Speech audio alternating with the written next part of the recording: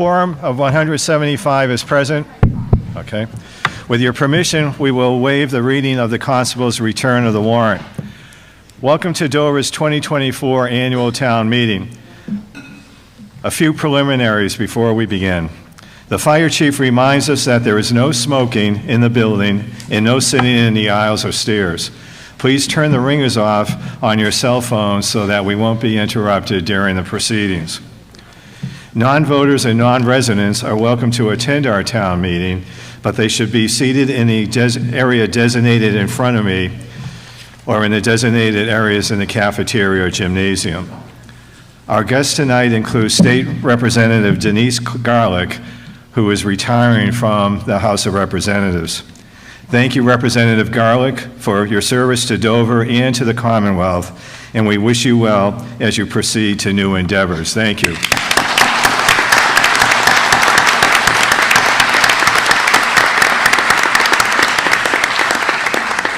Some introductions. I'm James Rapetti, the moderator for the town of Dover, and in that role I will oversee tonight's proceedings. On my right, as I call your names, please raise your hand. John Jeffries, Chair of the Board of Selectmen. Robin Hunter, Member of Board of Selectmen, and David Haviland, Member of Board of Selectmen. Our Town Administrator, Michael Blanchard, behind me. Town Council, Nina Pickering-Cook. Assistant Moderator, Kate Canny. And the Town Clerk, Felicia Hoffman. On my far right, on the other side of the stage, we have the Warrant Committee. Cam Hudson, Chair. Jerry Chen. Melissa Herman. Marty Howard. Sarah Cadena Kinney. Steve Migowski. Janet McCormick. Peter Smith. And Woody Weiss. A few words on procedure and tradition for the town of Dover. The beginning of the Blue Book, the first few pages in the Blue Book, summarizes the basic rules for town meeting, but let me emphasize a few key points.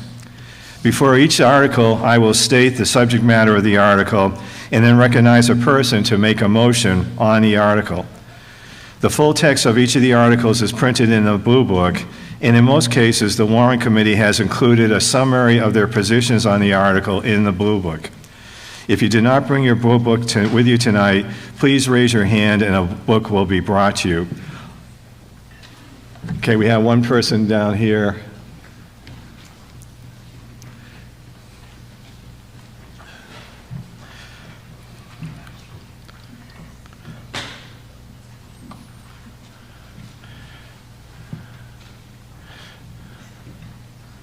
Andre, there's also somebody over here on this side of the auditorium. Raise your hand. Joe, it's Jody. Not to name names.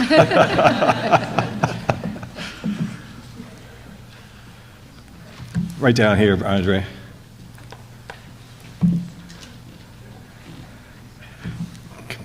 All the way down, fourth row from the front.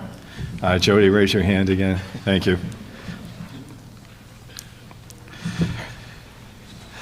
Okay, if you wish to discuss a motion tonight, you must be recognized by the moderator before speaking. You will note 3 microphones in front of the auditorium here. One microphone is marked yes if you wish to speak in support of an article.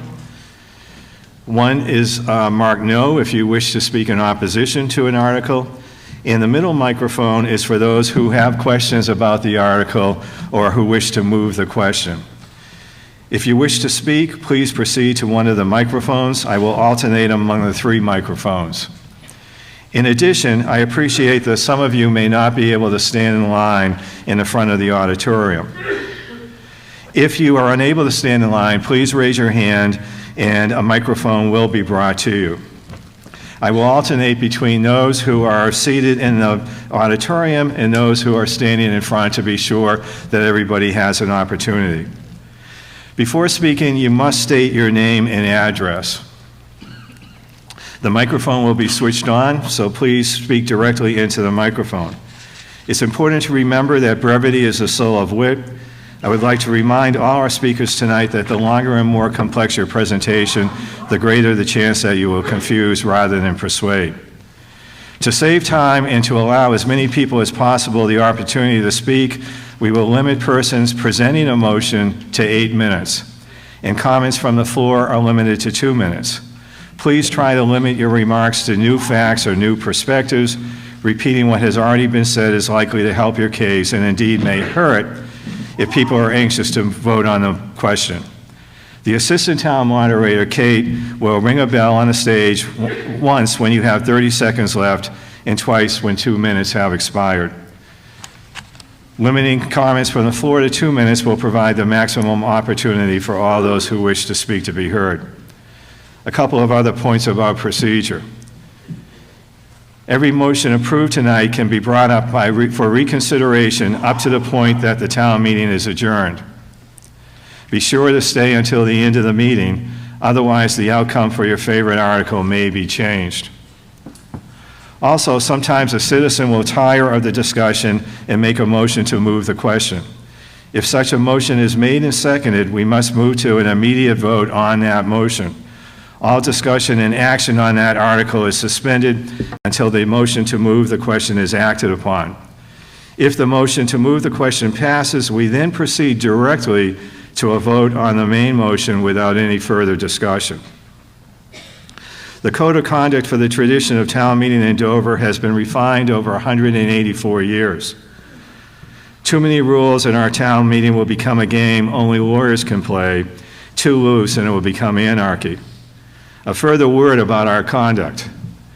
Disagreement is the essence of democracy. It would be a very boring town meeting if we agreed about everything. But it is imperative that we disagree without being disagreeable. Let us honor the memory of all those who sacrificed to give us this great gift of democracy by conducting ourselves in a professional and collegial manner. Emotional outbursts or accusations directed towards individuals or groups have no place here, and they dishonor the memory of all those who sacrificed to provide us this great gift of democracy. Before we proceed to the articles of the warrant, would you please join me in expressing our thanks to the scores of elected and appointed volunteers who comprise our town government, as well as the able employees who ensure the smooth running of the town.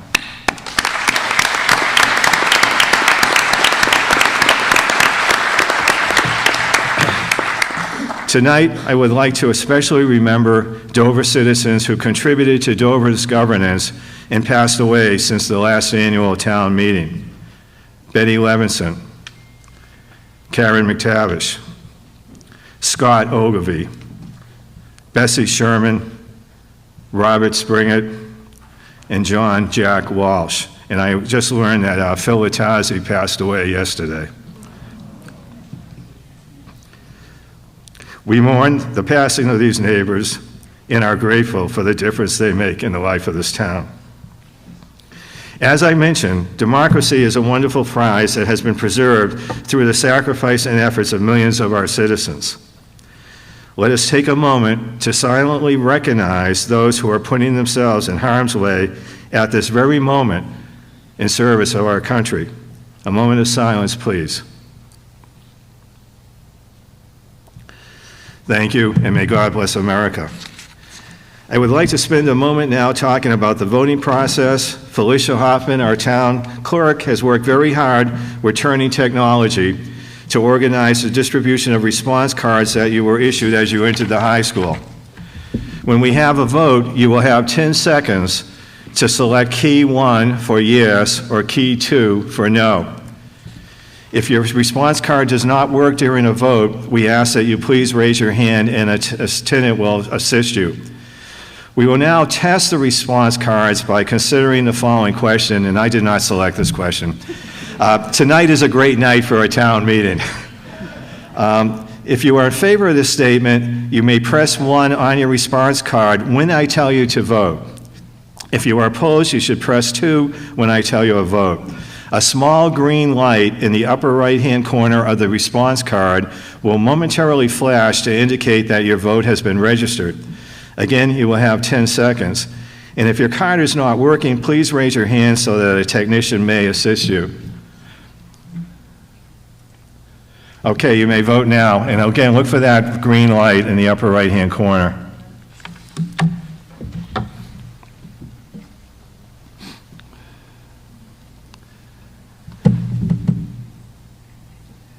Okay. Anybody not see the green light when they pressed? Oh, wow, 100%, great. Very good. I should also mention, oh, is there somebody up here? Yeah. Oh, over here, okay.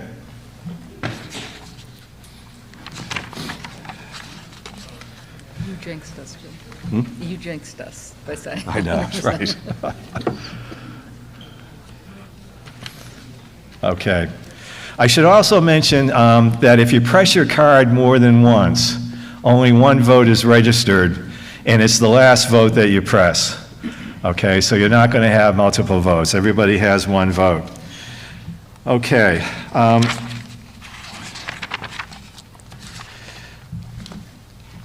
Before we begin tonight's proceeding, it is customary to recognize the Chairman of the Board of Selectmen, Mr. Jeffries. Mr. Moderator, in previous years, the Chairman of the Board of Selectmen has John, provided... speaking to the mic. Let's try this. How's that? In previous years, the Chairman of the Board of Selectmen has provided an overview of the state of the town during opening of the town meeting. This practice helps all members of our community have a better understanding of the town's current condition and ensures that all town meeting participants can make informed decisions when voting on articles and potential amendments.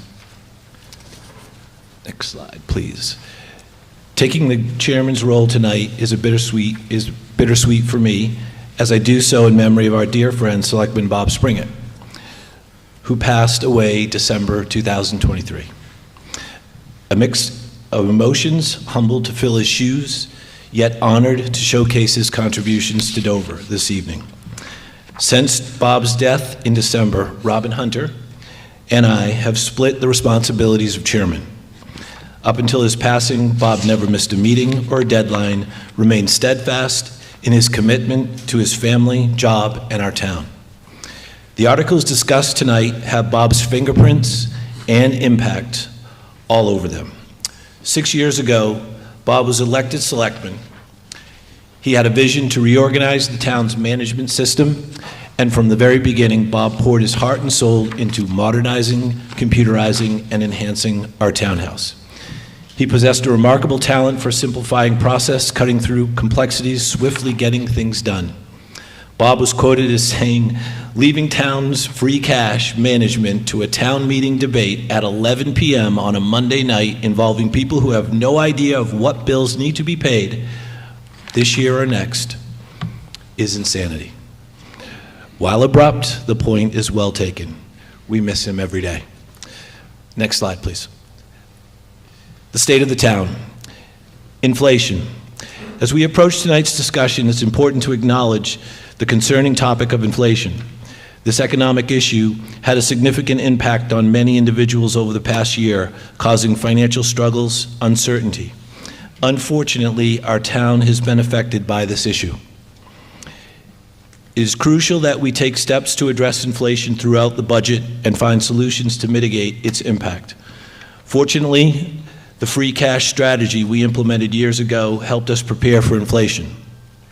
Despite concerted efforts, all of our boards and committees this year, we will spend more money than last year. A portion of these budget increases involve staffing the new community center, increases on our employment contracts with educators, town employees, and our police are all coming into effect. Our employees are important to the town's success. The Board of Selectmen worked hard to negotiate fair contracts that provide employees with fair and meaningful increases while ensuring the impact on our town's finances can be managed. We are proud of the collaboration relationships we have with our unions. Just a quick note about union contracts. They typically last for 3 years. Robin Hunter has successfully negotiated 4 teachers' unions contracts, while I've negotiated 3 police and 2 labor contracts for DPW. Typically, our process takes only days to complete, where many other towns take several months, even years to finalize. Tonight, Robin and I are joined by Dave Haviland. He's in the same seat as last year, but tonight he has a new title of selectman. When Bob Springett began his term, he publicly announced he would not seek re-election. Last summer, Dave started quietly, consistently, attending every meeting, helping in any way he could. Dave was elected in March, and he's been a tremendous asset to the town. Tonight, you will have the opportunity to meet some of our newly hired executives. We have recently welcomed Michael Blanchard as our town administrator, Chris Costello as our new assistant town administrator, Robin Tassino as our new HR director, and Joe Vinci, our new chief of police. For each of these positions, we recruited citizens to assist us with the search. Each new hire had a committee, and every committee member donated several months of their time to achieve these successful outcomes. The board would like to express their gratitude to all the members of these committees.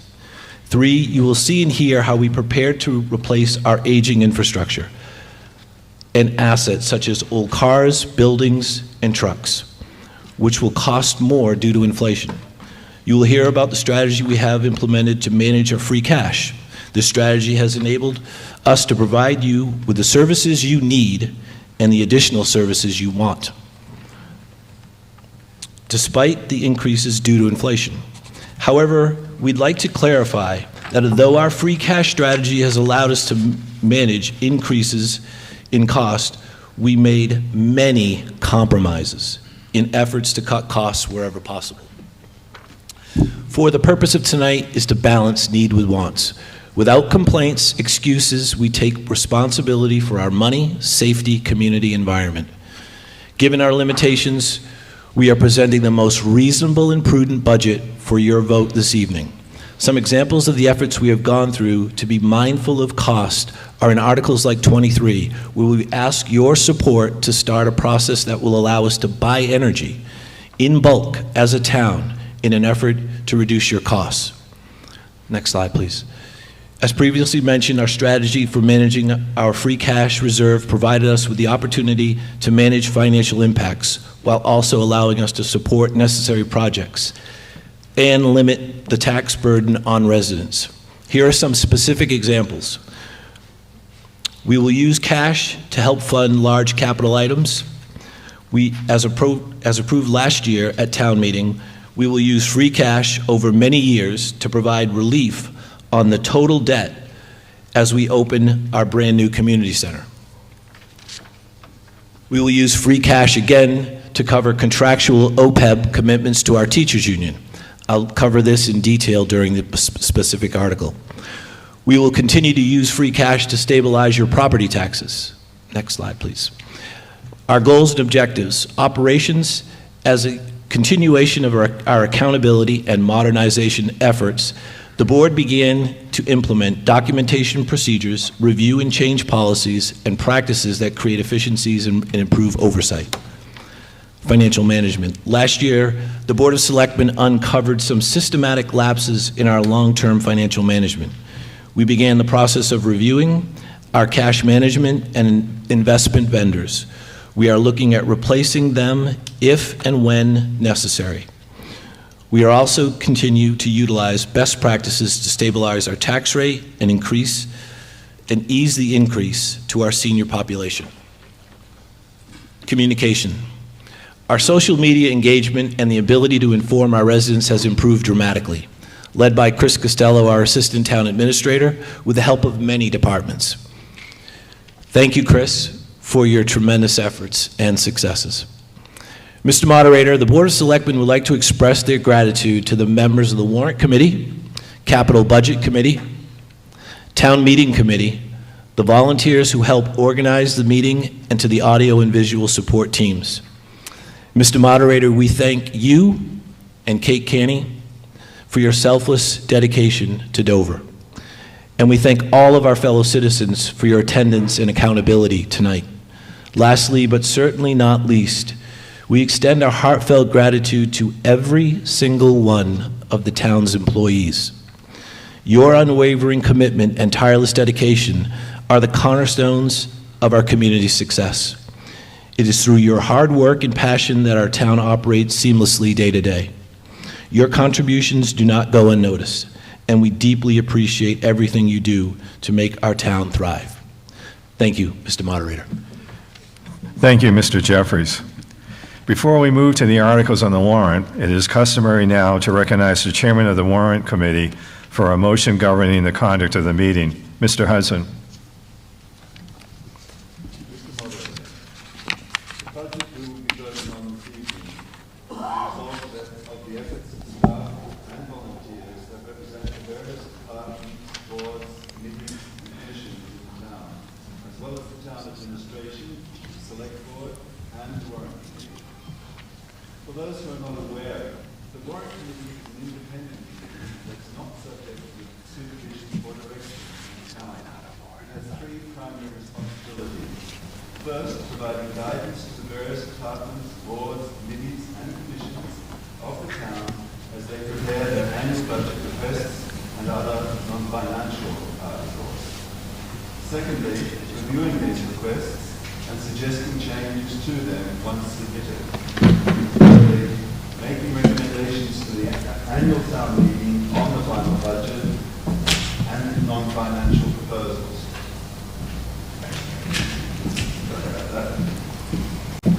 This process starts in earnest in the fall and culminates in this meeting tonight. The overview that I am presenting here is the result of the efforts of many.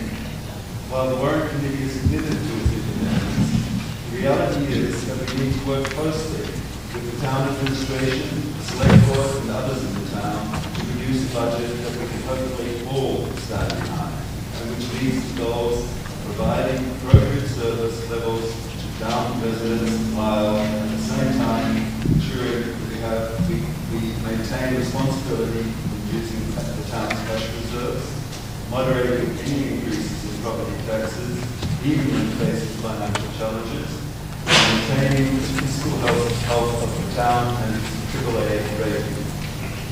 Next slide, please. In evaluating budget proposals, we've only been too aware of the challenges the town faces. No one will be surprised when I know that we have been facing significant inflationary pressures. Moreover, as always, this budget needed to be prepared while facing the reality that many of the budget elements are non-discretionary. These non-discretionary factors gain more significance this year, given the decision taken at the last town meeting to build a community centre. As a result, we have had a sharp increase in debt service costs by $657,000. Once completed, you will also need to hire staff in key areas to support the community centre, and this, if approved, will cost $156,000 in FY25. We are also faced with the need to repair and replace an aging infrastructure, and over many years the town has not set aside replacement funds to level out the impact of large, increasing, and often lumpy capital replacement costs. In the last few years, the town has established stabilisation funds to build these reserves, but they are not yet large enough to cover the growing need. The overshare of the regional school budget has increased by a relatively modest amount of $313,000 this year, while the $524,000 increase in the Chickering school budget was driven by out-of-district placement, a new math curriculum, and a staffing increase amounting to half of a full-time employee. Next slide, please.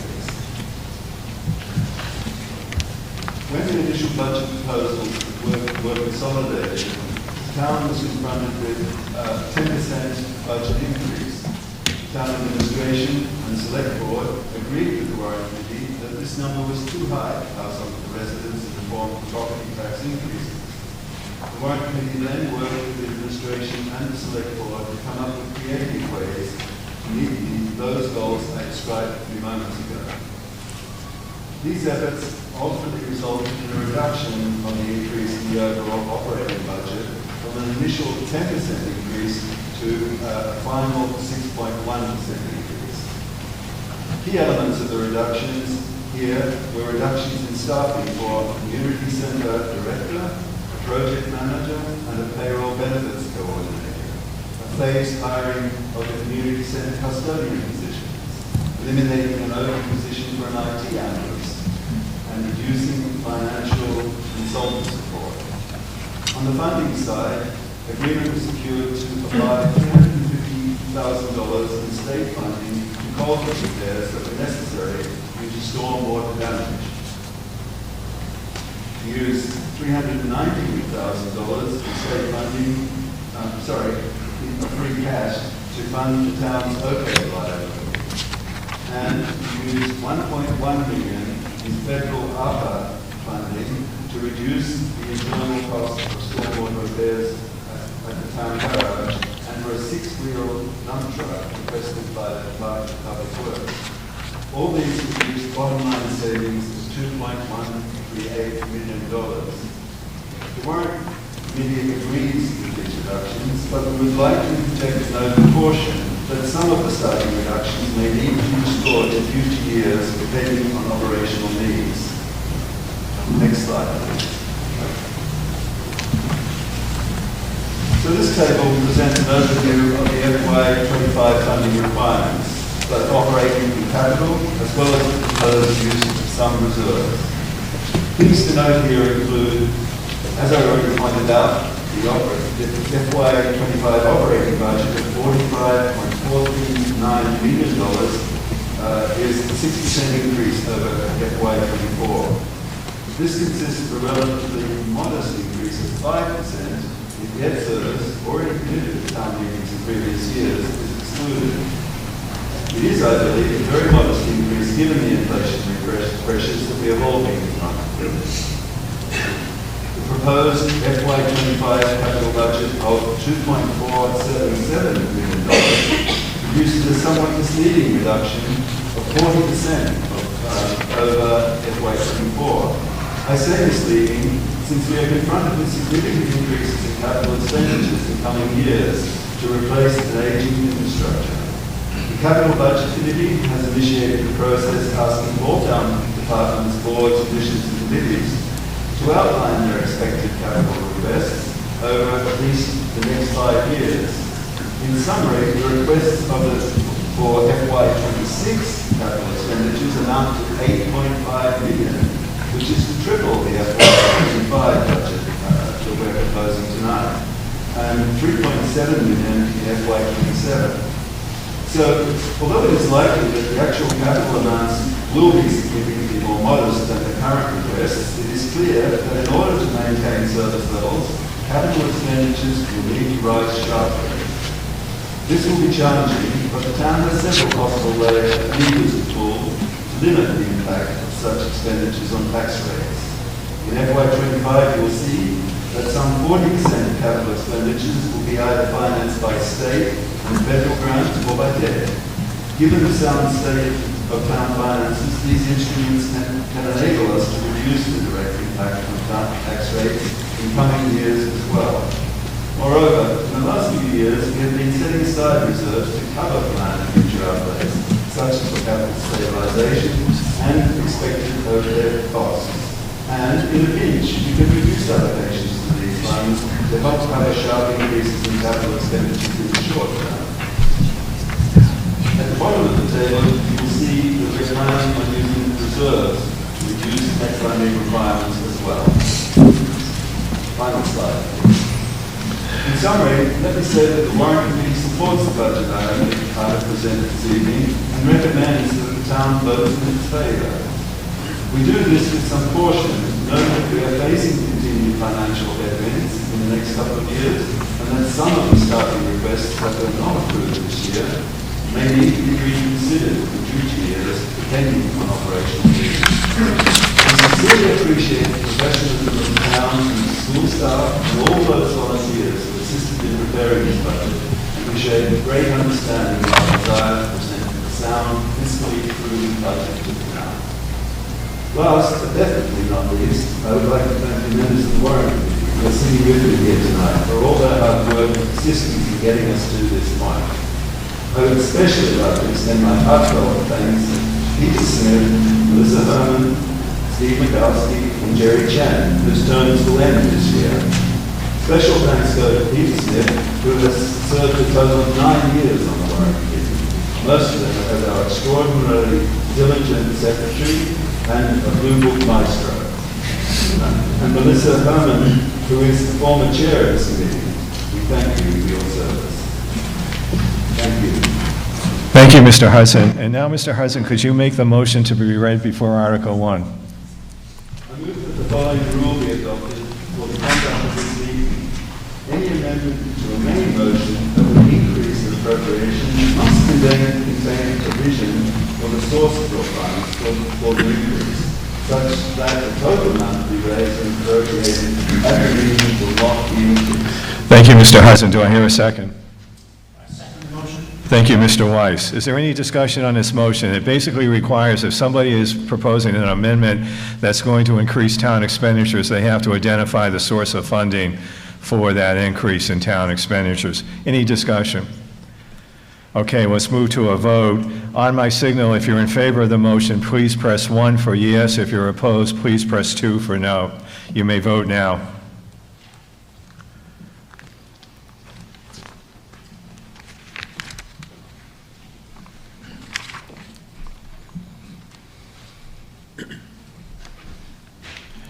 Motion carries 169 to 6. Okay, now we're going to Article 1, which is on page 28 of the Blue Book. Mr. Hudson. Oh, okay.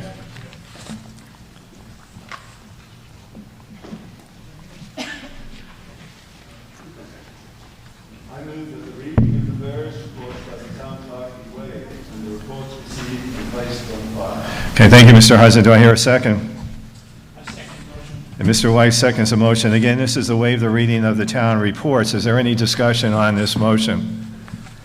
Okay, hearing none, we'll move to a vote. If you're in favor of the motion, press 1 for yes on my signal. If you're opposed, press 2 for no. You may vote now.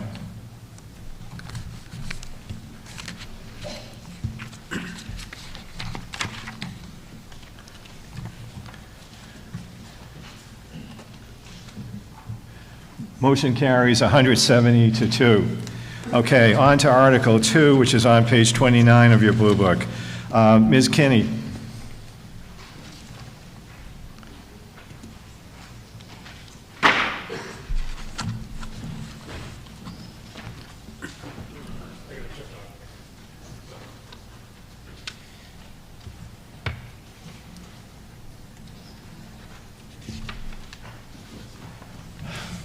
We're having some technical difficulties here.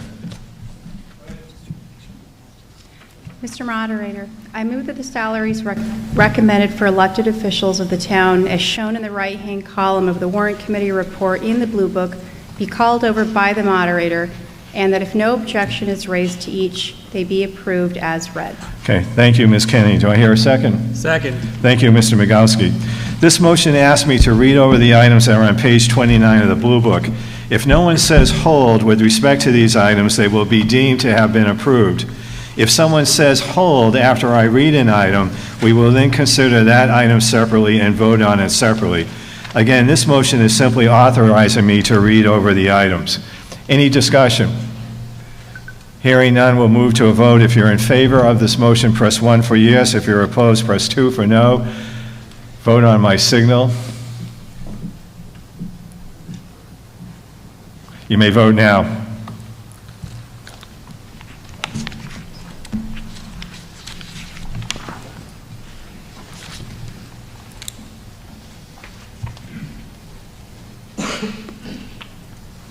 Motion carries 175 to 8. So I'm now going to read over the items that are on page 29 of the Blue Book. If somebody wishes to have further consideration of one of the items, please say hold. Board of Selectmen, Chairman, $200. Now you'll note that I'm reading the right-hand column, which is the fiscal year 25, which is what we're considering. It's the next year's fiscal budget. So Chairman, $200. Clerk of the Board of Selectmen, $150. Other member, $100. Assessors, Chairman, $400. Other members, each $350. Town Clerk, $98,154. Planning Board, Chairman, $100. Other members, $50. Constables, 3 each, $150. Board of Health, Chairman, $150. Other members, each $100. I didn't hear any holds. Were there any holds on these? Okay, these are all deemed to have been approved. On to Article 3, which is on page 30 of your blue book.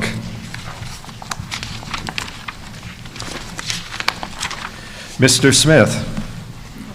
Mr. Moderator, I move that the town authorize the following board and department revolving fund limits for fiscal year 2025 pursuant to the provisions of Section 5-16 Finances of the general bylaws of the town of Dover. 1. Building Department. A. Gas Inspector. $12,350. B. Plumbing Inspector. $22,050. C. Wiring Inspector. $34,500. Section 2, Board of Health. A. Perk and Depot Inspection and Permitting, $40,000. B. Septic Inspection and Permitting, $50,000. C. Well Inspections and Permitting, $20,000. D. Swimming Pool Inspections and Permitting, $10,000. Item 3, Library. A. Material Replacement, $5,000. 4. Council on Aging. A. Senior Activities and $40,000. 5. The Recycling Committee. Material sales proceeds, $4,000. And further, that the fees charged for these services be credited to the respective accounts, and that the aforementioned boards or departments be authorized to make expenditures from respective accounts and for their respective purposes up to the amount set forth above. Thank you, sir. Do I hear a second? Second. Thank you, Mr. Chen. Is there any discussion on this motion? Okay, hearing none, we'll move to a vote. If you're in favor of the motion, and this is a majority vote, if you're in favor of the motion, please press 1 for yes. If you're opposed, please press 2 for no. You may vote now.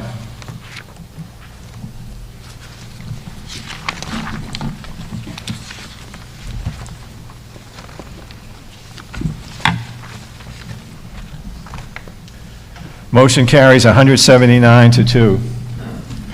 Okay, on to Article 4, which is on page 31 of your blue book. Mr. Hudson.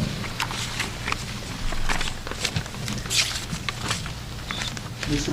Moderator, I move that the salaries and expenses recommended by the departments, officers, boards and committees of the town as shown in the FY 2025 requested column in the Warrant Committee report in the Blue Book, except those revised by the handout provided to town meeting and entitled Revisions to Article 4 Operating Budget, be called over by the moderator, and if no objection is made, that such salaries and expenses are approved to meet these appropriations.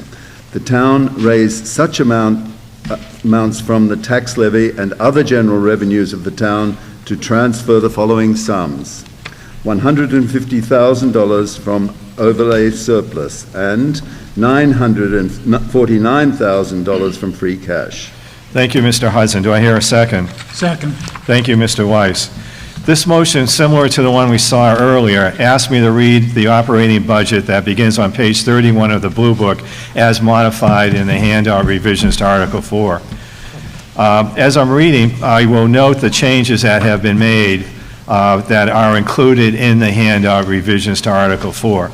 If you have any questions or objections to any of the line items that I'm reading in this operating budget, please say hold, and we will then move to a separate consideration of those items. Again, this motion is simply authorizing me to read those items over. If this is approved, then I will then move to a read of all of the items. Is there any discussion on this motion? Okay, seeing none, we'll move to a vote. If you're in favor of the motion, press 1 for yes, press 2 for no on my signal. You may vote now.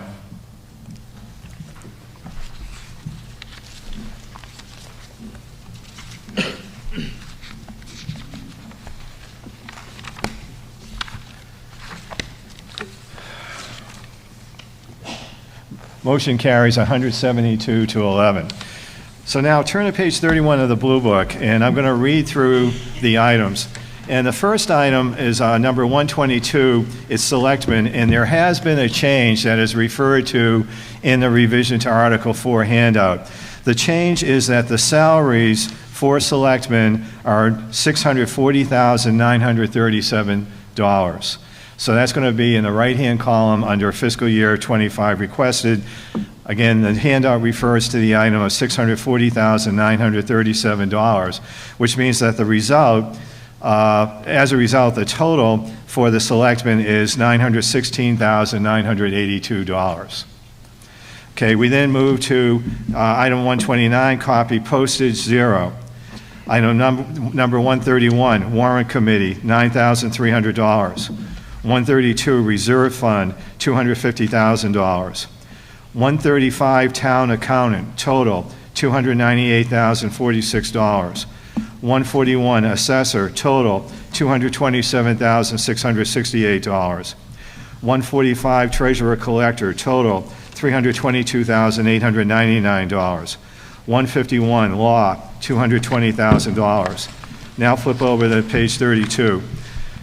Item 155, data processing, total, $240,640. Item 161, town clerk, total, $109,389. 162, election registration, total, $83,654.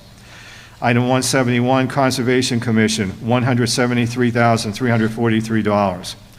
175, Planning Board, total, $240,268. 176, Board of Appeals, total, $4,563. Next page, page 33. Item number 191, Whiting Road, total, $7,000. 192, Townhouse expenses, $53,582. 193, Dover Community Center, total, $48,300. And there was a change there. The salaries is now 0, resulting in a total of $48,300, and that's, again, referred to in the handout. Item 195, town report, 0. Item 199, building maintenance, total $402,110. Public safety, 210, police, total $2,651,536. 220, fire, total $676,391. Next page, page 34. Ambulance, item number 231, total $396,181.40. 241, building inspector, total $245,062. 291, emergency management, total 0. 292, animal control, total $25,672. 294, care of trees, total 0. 295, tree committee, 0. 299, protective agency building, $61,700. On to page 35. Education, 600, Dover School operating, $11,302,838. 601, Dover share of regional operating assessment, total $13,268,125. 602, Minuteman Vocational, $269,420. 604, other vocational schools, $25,000. Public Works and Facilities, 411, engineering, 0. 422, highway maintenance, total $1,356,269. 423, snow and ice, total $384,000. On to page 36. Number 424, street lighting, $8,899. 425, town garage, $114,916. 428, Tarvia patching, total $305,000. 433, garbage disposal, 0. 439, solid waste, total $416,951. 450, town water, total $47,092. Cemetery, which is item 491, total $143,059. On to page 37. We're now in Health and Human Services. Number 519, Board of Health, total $279,292. 541, Council on Aging, total $280,972. Was there a hold there? No? Okay. I thought I heard something. Veterans, number 543, $2,000. Culture and Recreation, number 610, Library, total $929,740. Number 650, Parks and Recreation, total $570,394. 691, Historic Commission, $1,250. On to page 38. Number 692, Memorial Day, 0. I might add, that's because it's been folded into the Board of Selectmen budget. We will still be having a Memorial Day celebration. Debt service, number 700, oh, let's see. I don't see they have a number, do you? What? Bank charge is 0. Okay, so debt service, we're showing 710, 751, maturing debt principal and interest, total $2,519,223. Number 759, bank charges, 0. On to insurance, number 912, workers' comp, $128,026.44. 914, group insurance, $3,127,200. Number 916, Medicare FICA, $203,000. Number 950, other insurance, $291,494.44.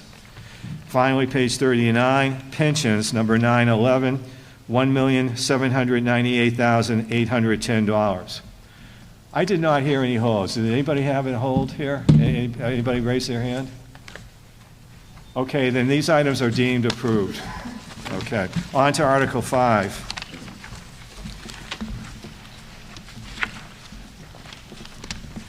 Which is on page 40 of your blue book. And also, we'll be referring to revisions to Article 5, the handout, because some of the items have been changed. So if you don't, does everybody have a copy of Article 5 revisions? Okay. Okay, Mr. Smith to read the motion. Sir.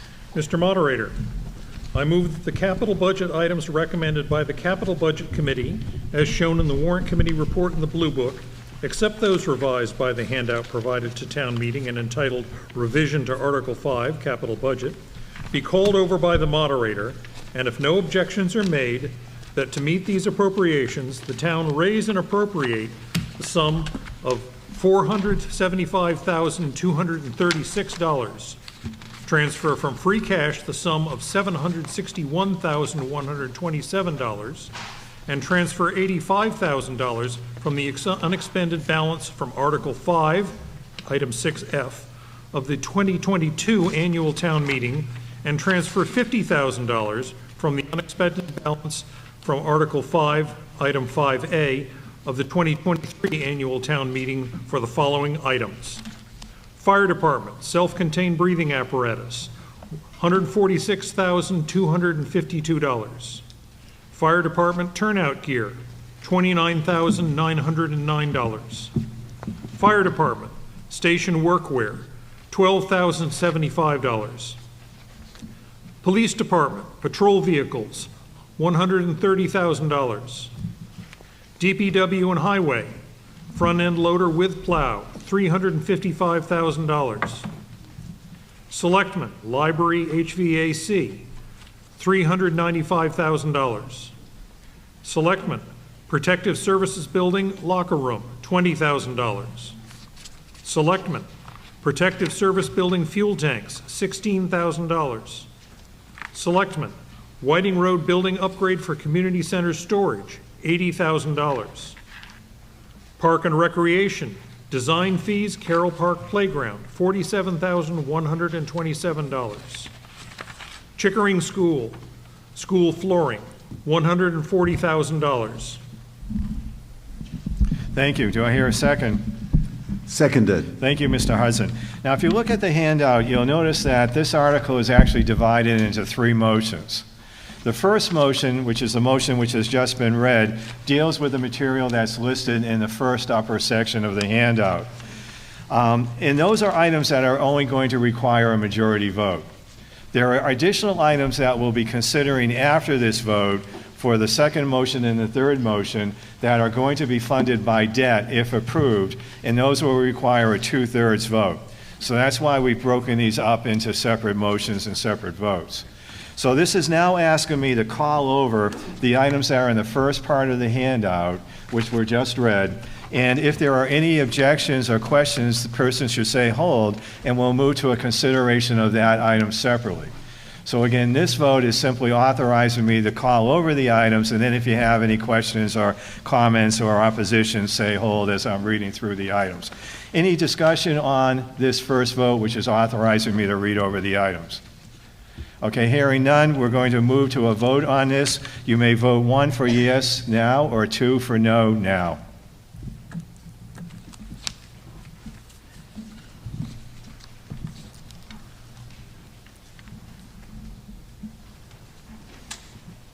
Motion carries 167 to 9.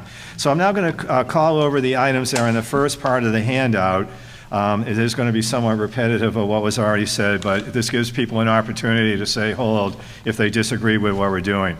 1A, fire ambulance, self-contained breathing apparatus, $146,252.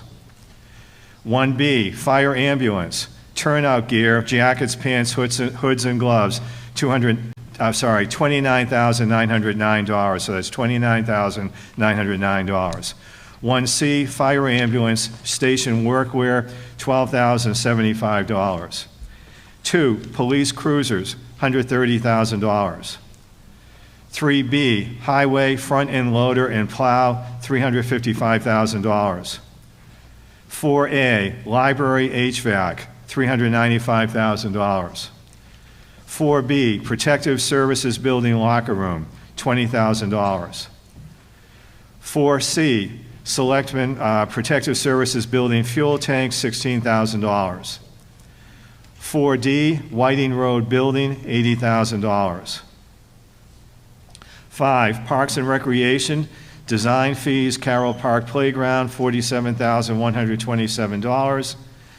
Dover Schools, Chickering, $140,000. Were there any holds? I didn't hear any. Okay, those items are deemed approved. Now, we move now to the second. Oh, there was a hold? Okay, yes, ma'am. Yeah, could you move to the microphone, please? And state your name and address for the record.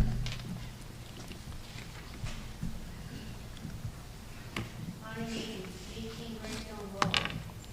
My question is, in this article and the one just before, the method for paying has been mentioned in the motion rather quickly. Are we also voting on that right now?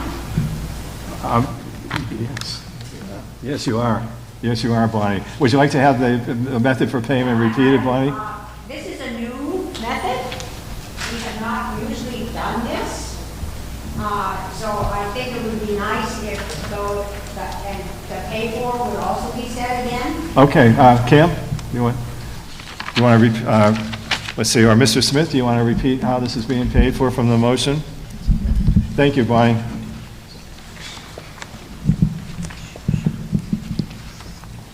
Okay. To meet these appropriations, town will raise and appropriate the sum of $475,236, transfer from free cash the sum of $761,127, and transfer $85,000 from the unexpended balance from Article 5, Item 6F of the 2022 annual town meeting, and transfer $50,000 from the unexpended balance from Article 5, Item 5A of the 2023 annual town meeting. Bonnie, does that suffice? Yeah, it's different.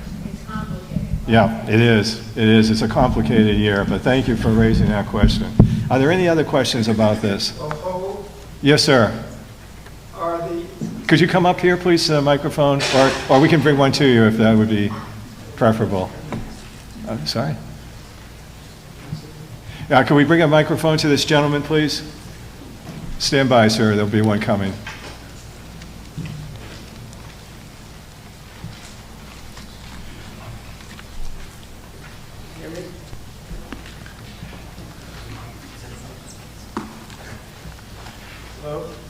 Yes, sir.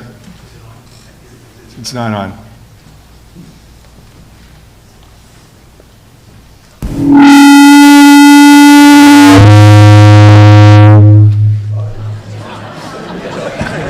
What little hearing I had just disappeared.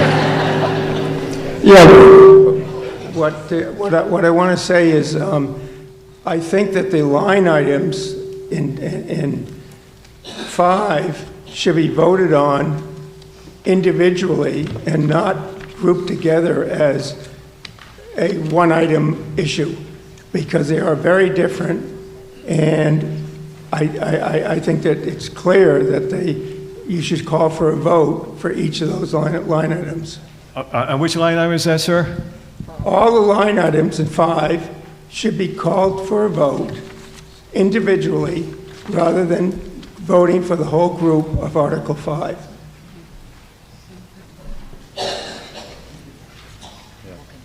Yeah, sir, I mean, that's essentially what we've done. If you have any objections or questions with respect to any of these individual line items, you can say hold to as many as you like, and we will then consider each separately.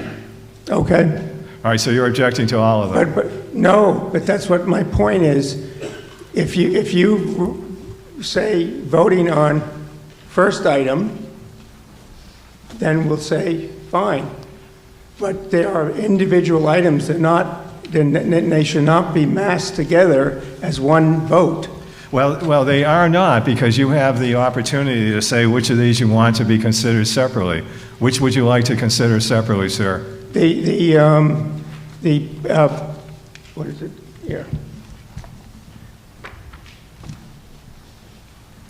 The pickleball Carroll Park playground.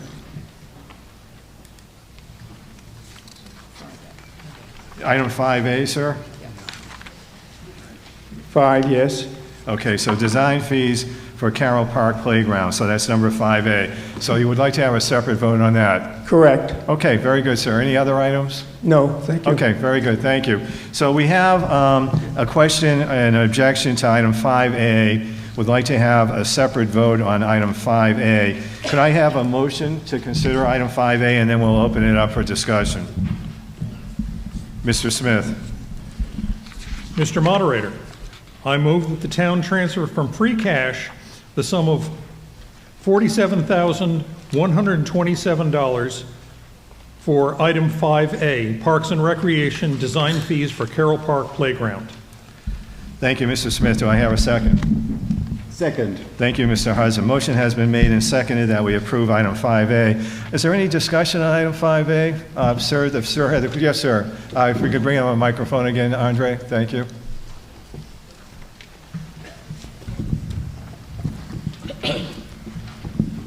Paul Wood, Yorkshire Road. There's a little confusion on 5A whether that does include or does not include considering pickleball courts in the design of Carroll Park. Okay, thank you. Robin, would you like to answer that? I can answer that. Okay, go ahead, Cam, and then Robin, if you like. Under this proposal, there will be no design for pickleball courts. It's only for the playgrounds. This came as a result of discussions between the chairman of the Capital Budget Committee and myself with Parks and Recs, and they agreed to this modification.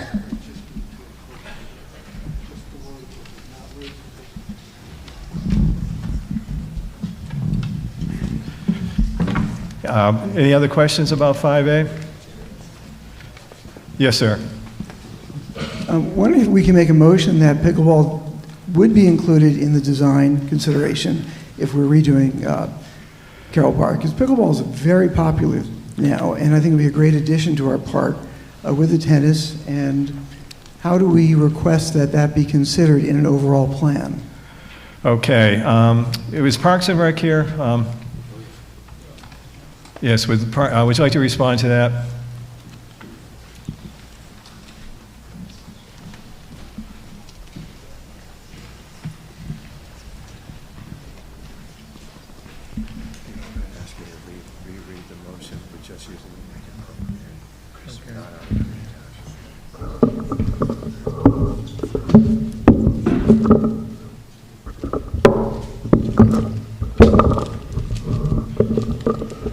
Guess I'll bend down.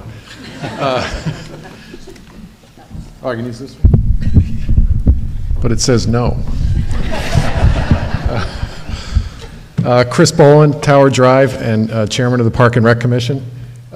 We actually have a diagram. I don't know if someone could put that up there, if Chris, or if someone could display this. So in Park and Rec, we're looking at an improvement plan for the Carroll Park. And that's got a number of elements to it. And the initial article that was in the Blue Book as it was printed was for $150,000, was for design for all of this. And after collaboration, as Mr. Hudson said, after collaboration with the Warrant Committee, the Capital Budget Committee, we agreed to focus this article only on design for the playground itself. So just, if I can just point to this, in the lower left-hand corner, that circle there is the playground area. That's the area, so it'll be in the existing playground footprint. There's some site design work and some other planning work that needs to be done, which will encompass the $47,000. So that's what we're asking you to vote on here tonight. However, we are also planning to look at adding pickleball behind the tennis courts. So that's those 4 green, bright green courts underneath the tennis courts. We're considering resurfacing the tennis courts themselves. We've had a lot of complaints about the quality of the surface of the tennis courts.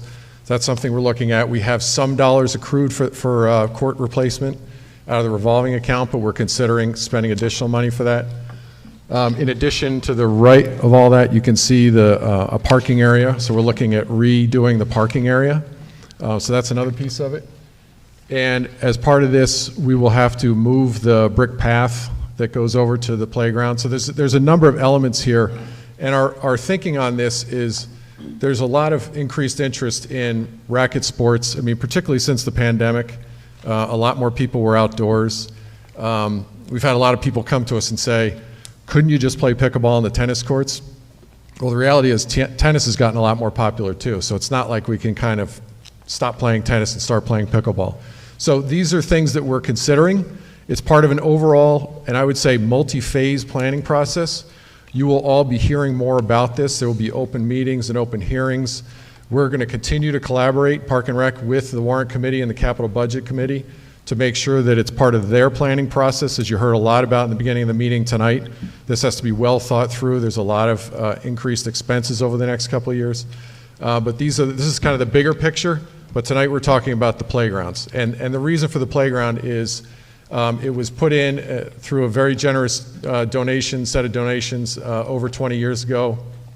The equipment itself has aged out. The site itself needs a lot of work and overhaul. And so now that is a town asset, and has been for the last 20-some years, we're asking for the town to support replacing that equipment and making sure that we have a quality playground at Carroll Park, which has been a key feature for a lot of families in town, including my own. And so we're hopeful that you will support replacement of that playground project. We will come, if this article is successful tonight for the planning, we will plan to come to you probably next year for the dollars for construction for replacement. So that's also, again, more time, more information on that to come, but this is what we're asking for tonight, is planning and design fees for the playground area. Any questions? Okay, thank you, Chris. Sir, are you still interested in making an amendment?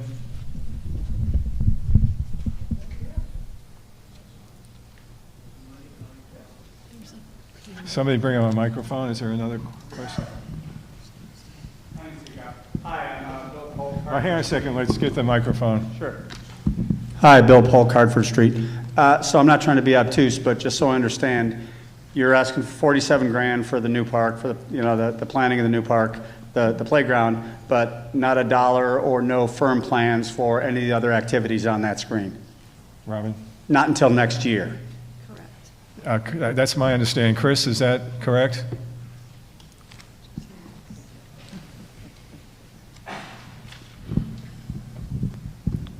Yes. Okay. Is there any further discussion on item 5A, or does somebody wish to make an amendment? Yes, sir. Hi, Bhaskar Banerjee, 95 Walpole.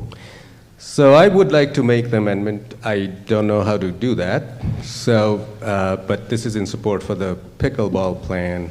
I think there's a lot of people in Dover playing now. There's probably hundreds of us playing. We all go to the neighboring towns. I think it's very important we consider putting in the pickleball courts in the center of town. Okay, sir, could you come up here and I'm gonna have you talk to town council so that we can draft the proper language.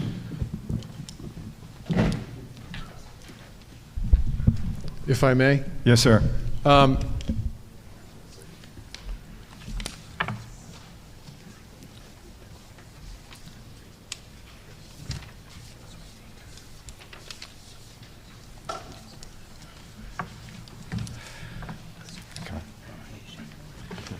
Thank you. If the entire design of the site is considered together as a single funding option, the number would change. In the Blue Book was $150,000. It's been revised downward from that. The total number, including the playground and the pickleball and the parking lot and so forth, would be $93,710. So that would be, if you were doing an amendment, that would be the amended amount. $93,710. And it's for design only. And it's for design only, yes. But that's both for Carroll Park. It's for pickleball, parking lot, playground, all the things you see on this page here. So you would say,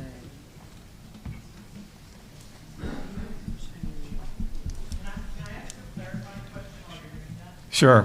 Wait, either come up here or wait till a microphone's delivered. Hi, Rob Andrews, 35 Miller Hill. If this amendment was to be passed, is Parks and Rec organized enough to spend the actual dollars that would be a part of the amendment? Or do they actually, because you didn't put it forward, do you need more time to think about pickleball? Okay, thank you, Rob. Chris? That's a good question. No, we are prepared. So the process had been, we had a combined plan that we presented to warrant and capital budget, which again, the initial swag was 150. It came in quite a bit lower than that. It came in at 93. And we were also asked by capital and warrant to split that, to split out the playground. So that's how we have both numbers. So we actually are ready to go with either option depending on what is voted for tonight.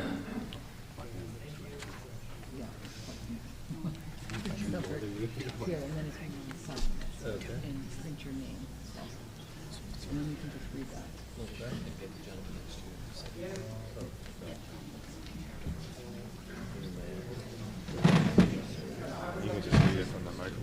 Another question? Another question, please raise your hand.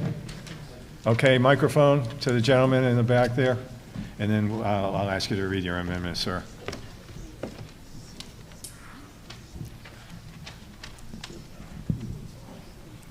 My understand. It's on. It's on here. My understanding was. Sir, name and address, please.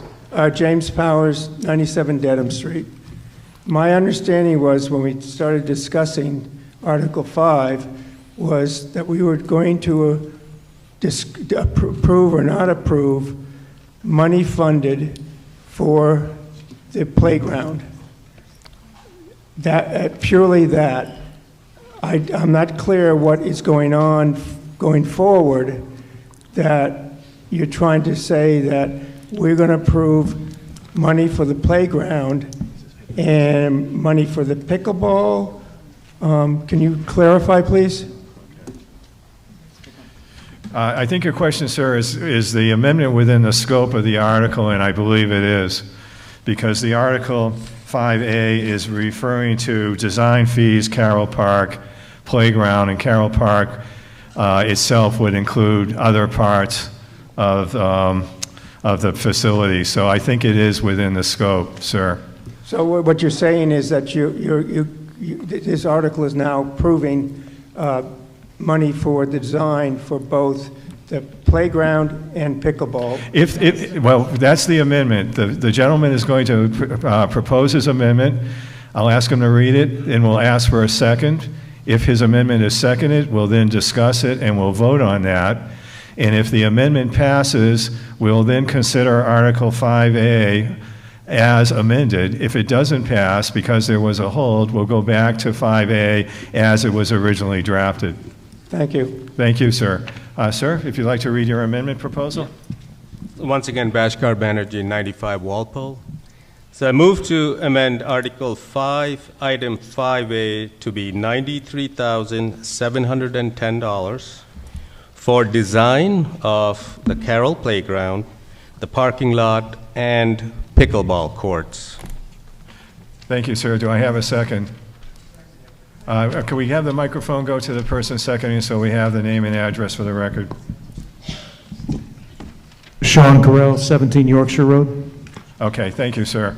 Okay, so now we have an amendment, and under the procedures for town meeting in Massachusetts and Dover, we have to consider this amendment first. So we'll now have a discussion. If people want to make comments in favor or against the amendment, please don't repeat something that's already been said. After we have the discussion, we'll then vote on the amendment, and then depending on what happens, go back to the main article. Is there any discussion on Article 5 as amended? And please come up here if you're able to, so we can proceed expeditiously.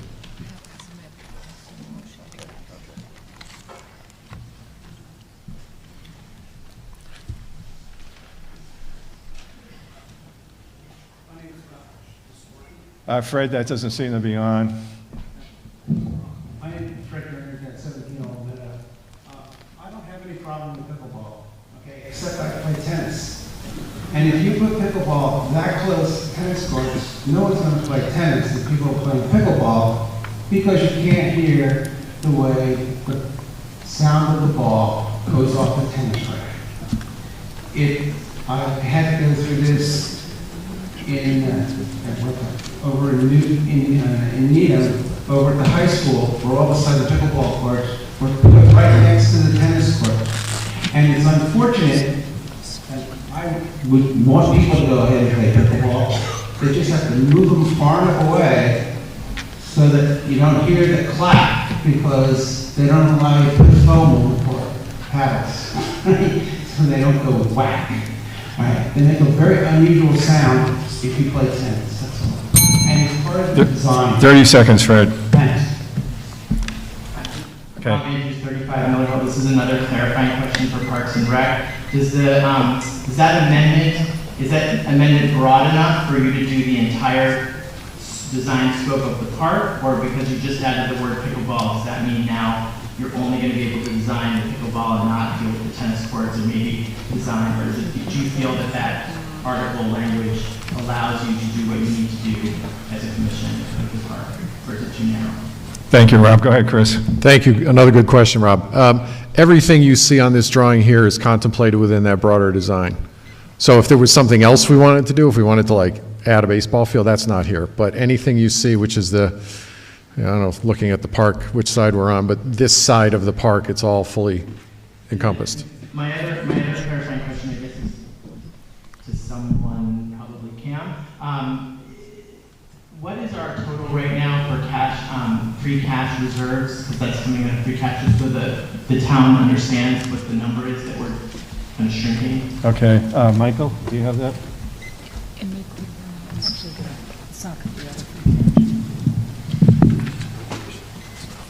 Town administrator is looking that up.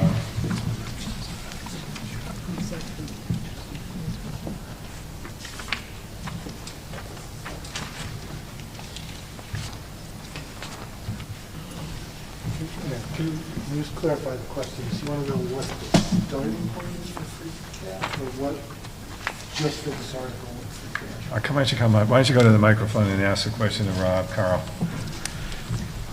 I'm asking what is our total free cash right now, so that the town understands? Like we're taking away some of that free cash, not a lot, and I'm not giving an opinion. No. I just think it's important for everyone to understand the context of what the total savings we have right now that we're drawing down from. Great, thanks. So our Carl Valenti, I'm the interim finance director. So the starting point on our free cash is just over $9.5 million. Other articles will be also appropriating free cash through it, but we're starting with about $9.5 million, if that answers your question. And how much total right now, if everything was passed, would that draw down from free cash? So that we can understand again. I know it's small numbers, but it's small numbers.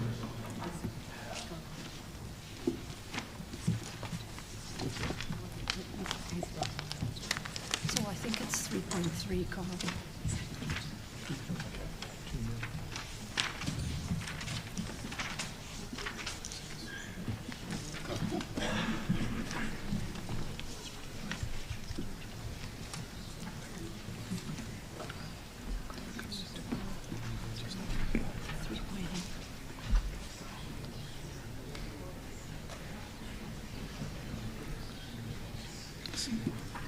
Yeah, so Mike, it's 3.8 million.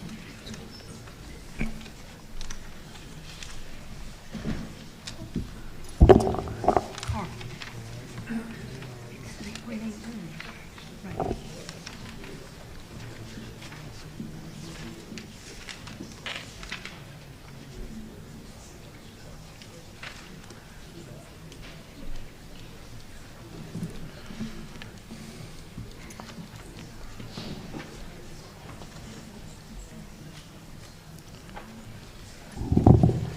So at town meeting, we're going to be spending 3.8 million in free cash.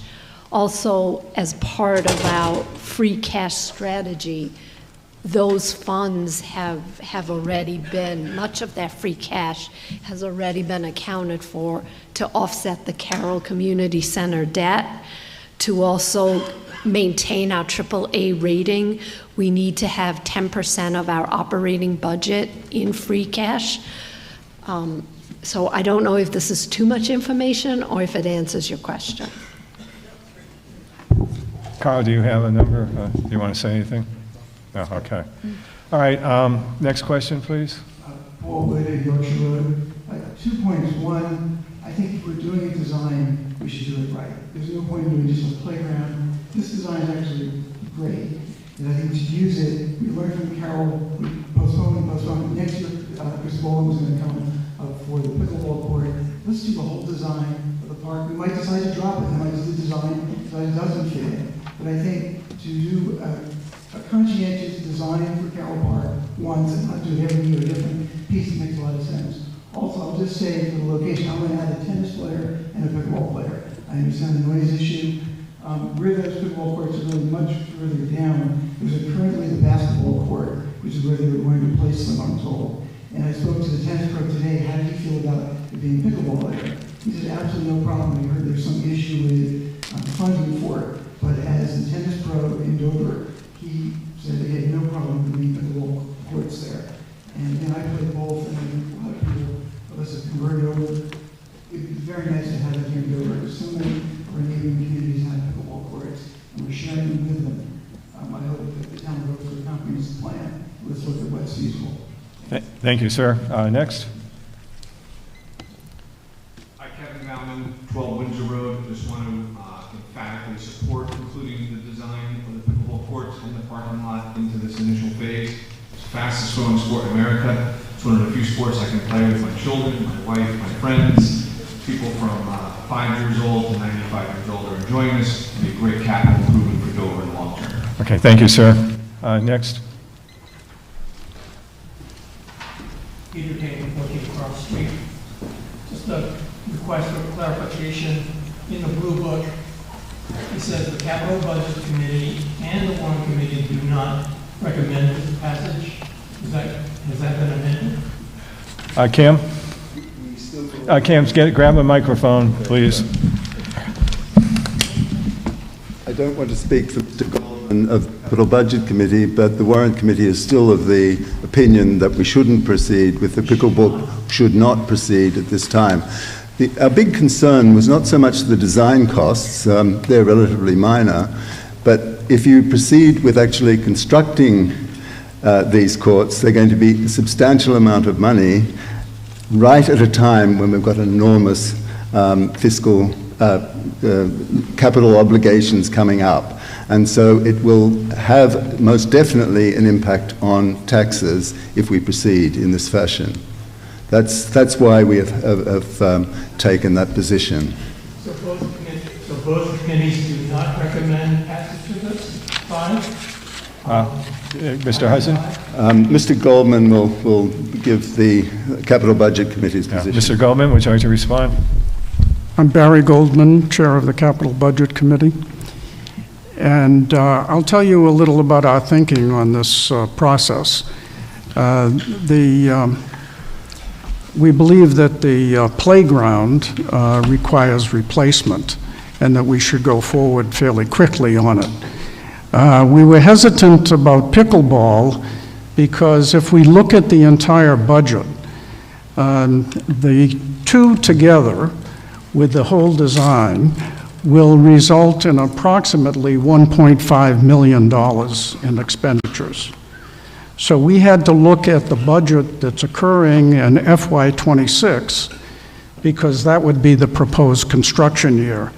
And we now have pending requests for FY26 of $8.5 million, which would be 25% of the total operating budget, which would be an astounding amount. We usually right now we're running about $2,300,000 this year. So in consideration of the total budget, we thought it would be best to wait and do the design on the project that needs to be done now, which would take $47,000, and then consider pickleball next year when it's more appropriate and we can determine what the FY26 budget will be. Thank you, Mr. Goldman. Sir? Are you all done? Okay. So both committees recommend against passing? No, the board... Cam, again, could you reiterate? I think both committees are against the proposal to proceed with the pickleball courts at this time. So yes. I think what's important to understand here is both committees felt that we should delay the decision on the pickleball courts and focus on the playground, which needs to be replaced, given the magnitude of capital that needs to be replaced over the next 2 to 3 years. So we're not saying we don't want it, we're saying let's wait until this large mound of capital is behind us. Okay, thank you, Robin. Ma'am? Hi, Amelia Slosby, Normandy Road. I just want to clarify, the new amendment is for design only. So we're going to have to vote on playground funds, or is the playground already funded? So conceivably, we could decide next year the parking lot's a priority, or pickleball is a priority. We get to decide that next year. I agree with the gentleman who said, having one comprehensive plan done always makes the most sense instead of doing a piecemeal plan. We need a vision, and then we can decide what we want to pay for at the appropriate time. Is that correct? Okay, thank you. I think we're ready to move to a vote on the amendment. Yes, sir? Sushil Kumar, 45 Walpole Street. I agree with the lady here. It's trying to make sure that we have one comprehensive design, and then you can decide if you want to continue or drop it. The other thing that the point that was made was, we all know that the costs keep going up. So whatever you're going to spend today is going to increase tomorrow. So you need to consider that as well. So might as well put the time and money into it now in terms of design, and then you can decide, the town can decide if you want to go forward or not. Okay, thank you, sir. I think we're ready to move to a vote on the amendment. Now, as was mentioned before, the amendment is requesting that we increase the amount for the design from $47,127 to $93,710, and that the design now include the Carroll Playground, parking lot, and pickleball courts. If you're in favor of this amendment, I'll ask you to press 1 for yes on my signal and ask you to press 2 for no on my signal. You may vote now.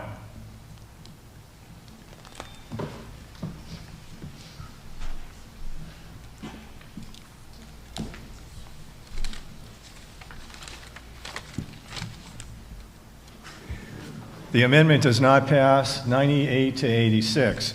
Okay, so now we're going to go back to the main amendment for 5A, and I'll ask Mr. Smith to read it. And Mr. Smith, please use the word appropriate when discussing the funding, please. Mr. Moderator, I move that the town appropriate the sum of $47,127 for item 5A, Parks and Recreation Design Fees for Carroll Park Playground. And I have a second? Second. Thank you, Mr. Hudson. Any further discussion? I think we've had enough, but does anybody else have any? Yeah, I'm sorry? Yes, ma'am. Come up to the microphone, please. As we know, in town meeting, votes can be recalled before the end of the meeting. Should this pass, the 47,000, and then later, could it be revoted on and the amendment reconsidered? That's right. Okay, thank you. Everything that we vote on a motion can be made for reconsideration until we adjourn the meeting. So forewarned is forearmed. Okay, so now we're going to move to a vote on 5A.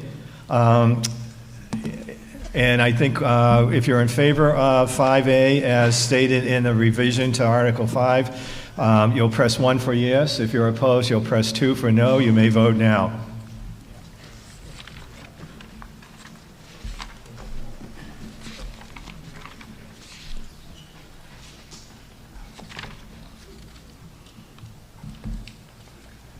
Okay, the motion carries 129 to 53.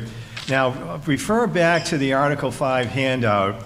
You'll notice in the middle of the page there's a second motion, which is made for repair and reconstruction of the Willow Street culvert. And this requires a 2/3 vote because a borrowing is going to be required.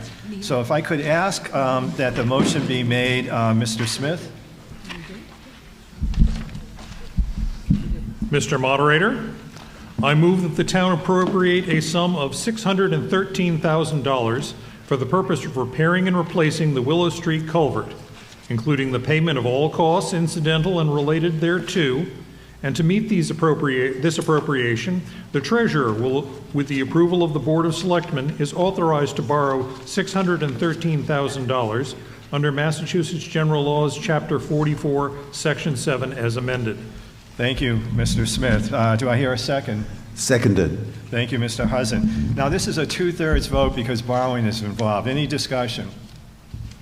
Okay, seeing none, let's move to a vote. If you're in favor of the motion on my signal, press 1. Opposed, press 2. You may vote now. I'm getting a red signal here. Okay, not yet? Okay, hold. There we go. Now we may vote. Thank you.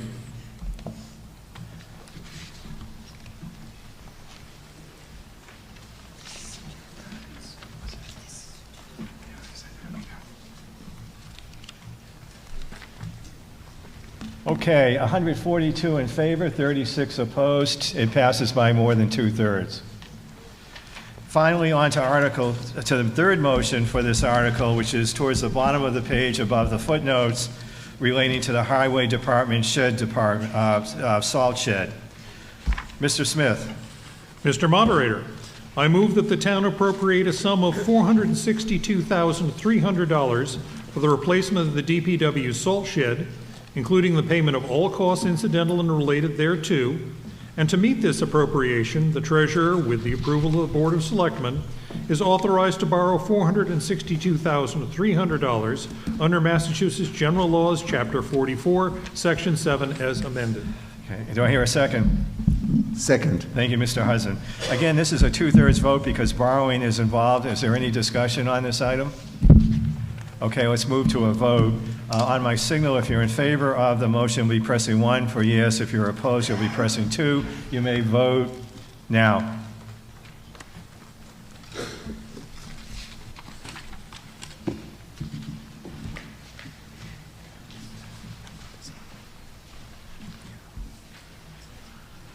Motion carries by more than 2/3.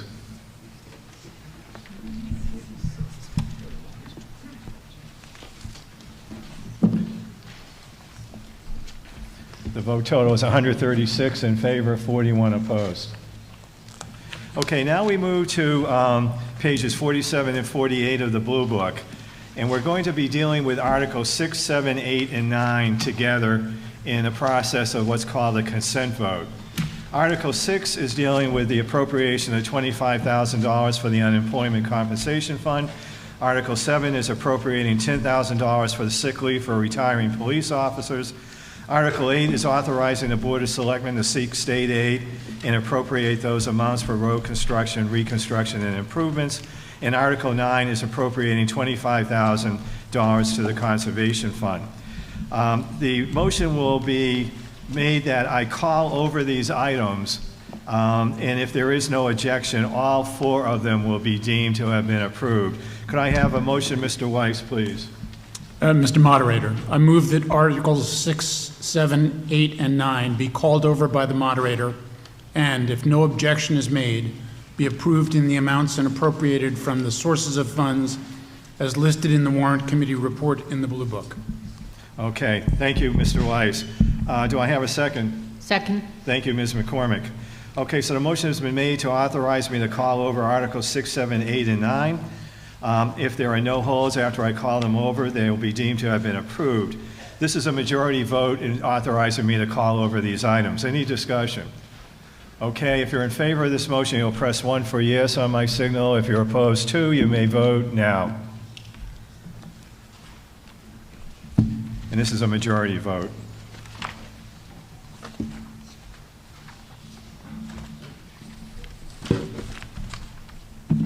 Motion carries 163 to 9.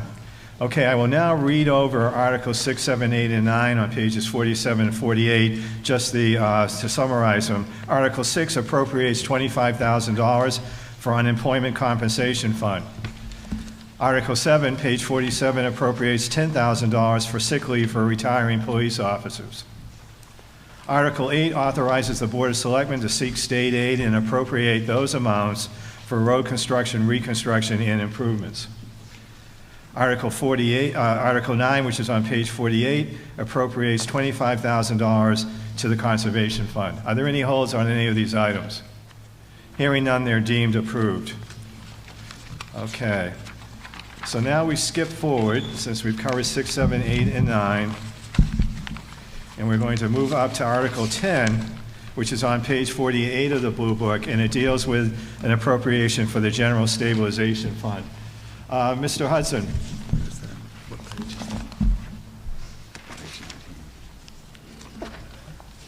Sorry, I'm just catching up.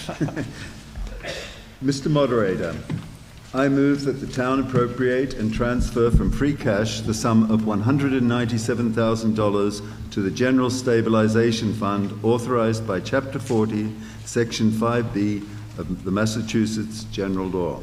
Thank you, sir. Do I hear a second? Second. Thank you, Mr. Weiss, for the second. This is a majority vote. Is there any discussion on this item for the General Stabilization Fund? Okay, seeing none, let's move to a vote. If you're in favor of this, you'll be pressing 1 on my signal. If you're opposed, press 2. You may vote now.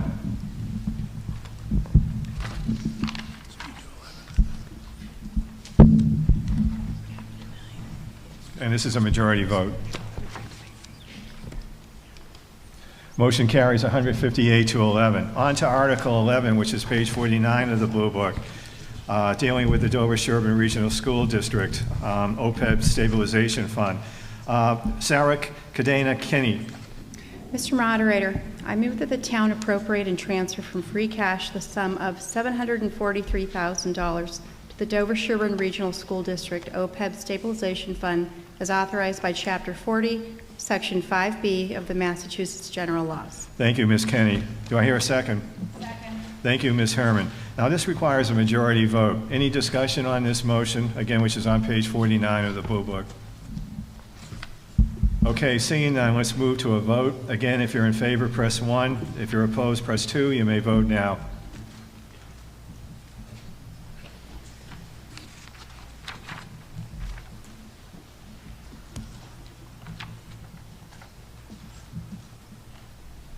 Motion carries 154 to 15.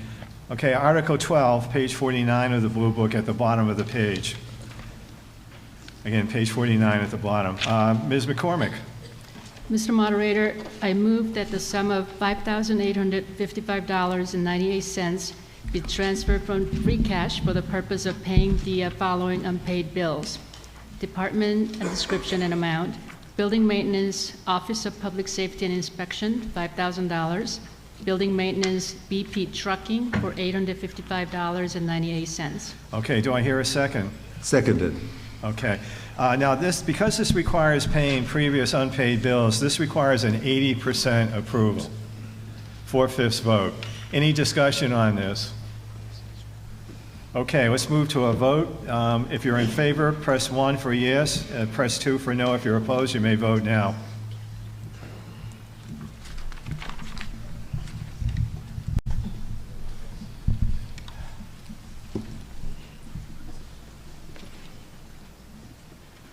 Motion carries 169 to 5, which is more than 80%. Thank you. Article 13, page 50 of the Blue Book, dealing with supplemental appropriations to Article 4 of the 2023 Annual Town Meeting. Mr. Howard.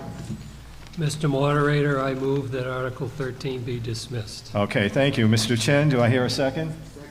Thank you, Mr. Chen. Any discussion on dismissing Article 13? All right, seeing no discussion, let's move to a vote. If you're in favor of dismissal, we'll press 1 for yes. If not opposed, press 2. You may vote now.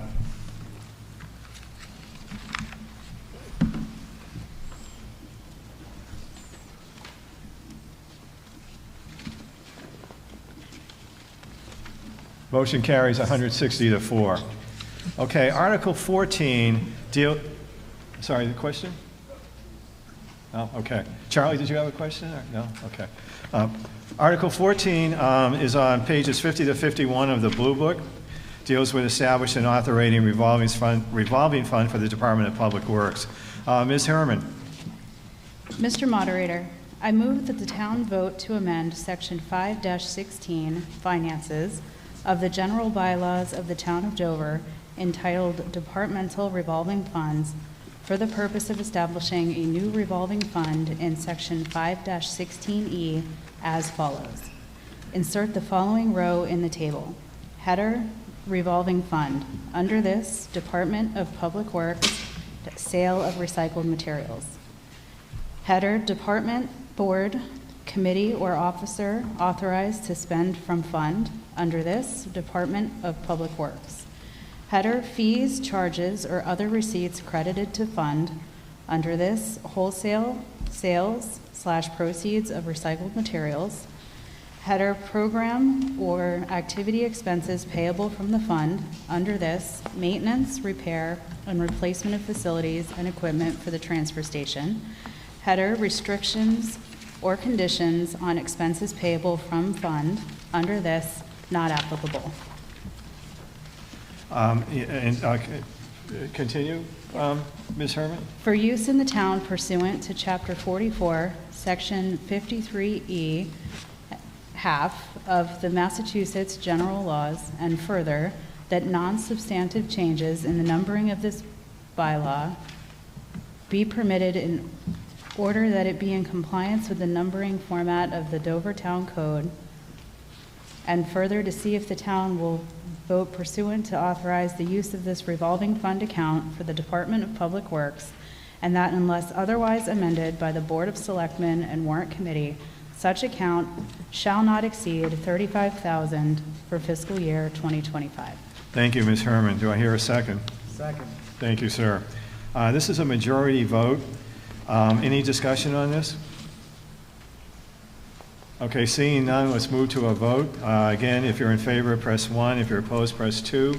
On my signal, you may vote now.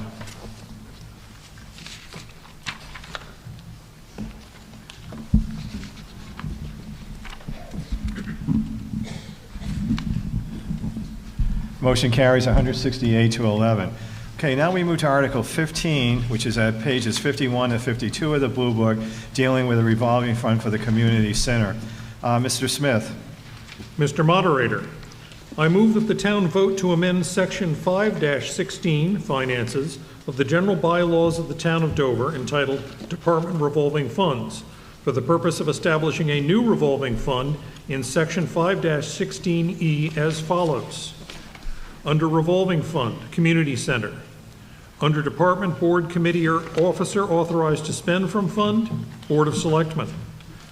Under Fees, Charges, other receipts credited to fund, rental fees, and other community charges.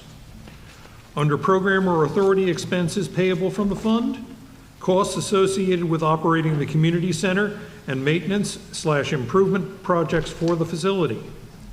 Under Restrictions or Conditions for the expenses payable from fund, not applicable. For the use in town pursuant to Chapter 44, Section 53E1/2 of the Massachusetts General Laws, and further, that non-substantive changes in the numbering of the bylaw be permitted in order that it be in compliance with the numbering format of the Dover Town Code. And further, to see if the town will vote to authorize the use of this revolving fund account for the community center, and that unless otherwise amended by the Board of Selectmen and Warrant Committee, such account shall not exceed $25,000 for the fiscal year 2025. Thank you, sir. Do I hear a second? Second. Mr. Hudson has seconded. This is a majority vote. Any discussion on this item? Okay. Seeing none, let's move to a vote. Again, if you're in favor on my signal, press 1 for yes. If you're opposed, press 2. For no, you may vote now.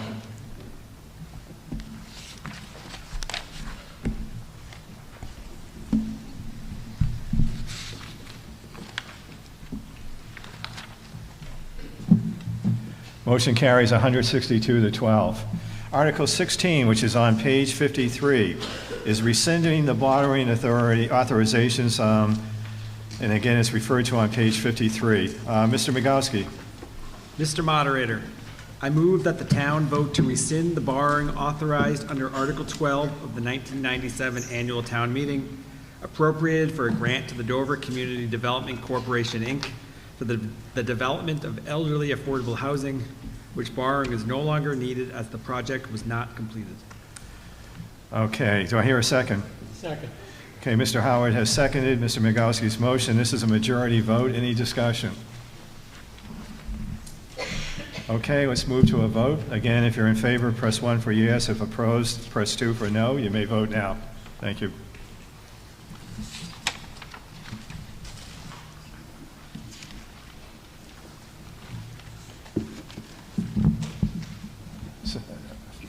Motion carries 156 to 4. Sir, do you have a question? I do, yes. Understanding the process in terms of doing a reconsideration of the vote, do we need the 30 minutes? Is it, I mean, from the time of the vote? I guess I just asked the question up there, and I was given confusing answer that it's not. Okay, so everything that we vote on can be reconsidered. If the motion for reconsideration is made within 30 minutes of the time that the motion was approved, it only requires a majority vote to move to a reconsideration. Okay. If the motion to reconsider is made beyond the 30-minute period, it requires a 2/3 vote to move to reconsideration. Yeah, I'd like to make a motion to reconsider the amendment for Article 5. To Article 5A? Well, yes. Okay. Sir, and could you state your name and address again? Yes, Brent Johnstone, 8 Belden Road. Okay, thank you, sir. Do I have a second for this motion? Second. Okay, somebody give him a microphone so we can have a recording of the second.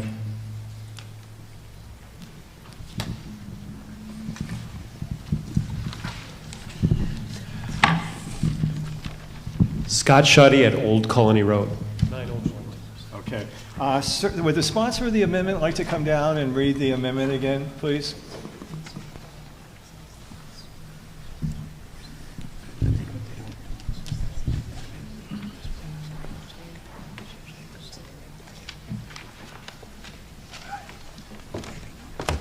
Thank you. Bhaskar Banerjee, 95 Walpole. Yep. So I move to amend Article. Sir, hold it, wait a minute. Oh, Come up here, we gotta talk to council. all right. So you're moving to reconsider the vote, which is the main motion, Right, so we're gonna not have- the amendment.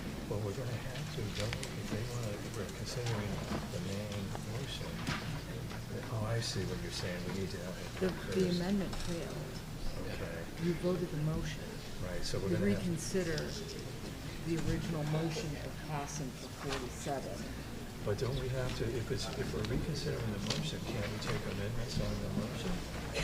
Yes, but you would vote to reconsider the vote for the 47 first. Okay. And then if you open it up, if reconsideration passes, Okay. then someone makes a motion to reconsider, makes a motion to amend the 47 Okay, again. stand by, let me just read this. Okay.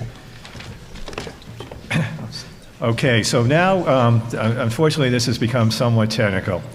We are first going to have to vote on the motion to reconsider Article 5, and if that gets the majority vote, then we will move to a reconsideration of the motion with the amendment. Is that correct? No, we're going to move to reconsider. Yep. Item 5A. Right. The vote in favor of 47,000. If that Right. passes, someone will need to move to amend again. Yes, because the motion on the floor would be the Well, 47.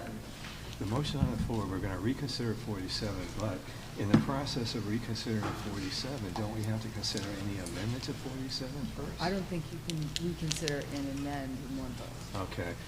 We have two lawyers disagreeing here. Shocking. We hear a third.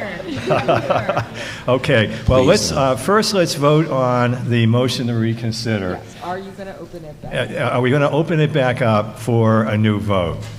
And for that, since the motion has been made within 30 minutes, is that right, Felicia? That's going to be a majority vote. Can I make a point, though? Yes, sir. I'll do that because I think it's relevant to actually reconsider the vote. Yeah. Okay. I just wanted to ask the question, actually, of Chris Malone. I don't know if that's something I can do. Yeah, go ahead. Yeah, I mean, the question is, in doing the design work for the playground, could the playground designs affect the design of the pickleball courts and and effectively the driveway in the absence of doing studies on both? And could it change the way the pickleball courts and/or the driveway area would be designed or could be designed if done in isolation separately? And I had a second question, which is, in doing two studies, would you get some savings, or could it be more expensive to do a second study a year from now, and understanding that the actual execution of the cost to build it can be separated out? Will it cost more to do two separate studies than one? Okay, thank you, sir. Chris, do you want to respond? Yeah, good questions. I think, yes, first, the second question, yes, it would be more expensive to do two separately than one together. The difference we were quoted, I think, is around $18,000. So, thank you, Mark. And then to the first question, do they kind of have an interaction effect on each other? It's possible. Like, we could be doing site design work on the playground that could have an effect on another area. I'm not sure. I mean, I'm not an expert, so I don't know, looking at the site, if that's the case.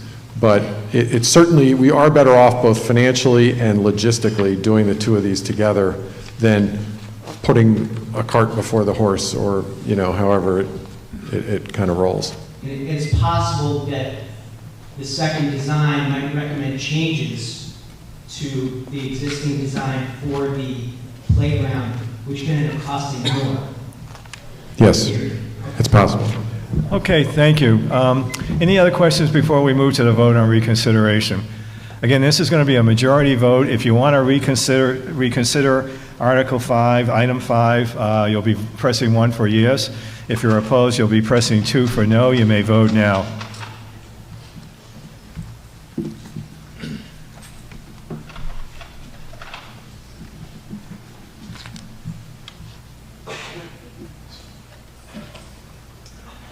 The motion to reconsider does not pass. 73 in favor, 103 opposed. Okay. Article 17, pages 53 to 54. Appropriation for one-time projects, the development and housing plan. Mr. Weiss. Mr. Moderator, I move that the town appropriate and transfer from free cash the sum of $100,000 for a Dover development and housing plan under the direction of the Board of Selectmen. Okay, thank you, Mr. Weiss. So I hear a second. Second. Thank you, Mr. Migowski. This is a majority vote, and Robin Hunter from the Board of Selectmen is going to make a brief presentation. It's great, I get to stretch my legs.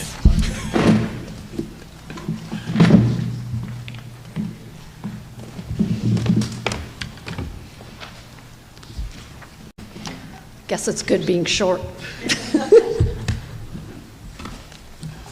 So, good evening, everyone. I'm Robin Hunter. I'm on the Board of Selectmen. And this evening, I want to request $100,000 for consulting fees for the Dover Housing Task Force. So you may be wondering, what is the Dover Housing Task Force? Who are we? And the task force was formed by the Board of Selectmen. Really, the catalyst for this was the number of multifamily developments that we were looking at, or potential developments. In the fall, we had 3 40Bs and one where a developer contacted us regarding a large parcel of land. Since Dover does not do this very often, we felt that it was really important to have a committee where all those involved in approving any kinds of multifamily development could get together so that we wouldn't have any shortcomings with respect to communication. What our mission was first to review a process. Since Dover does not often have to look at multifamily developments, we put together a process or a checklist so that we could ensure that we were complying with all regulations.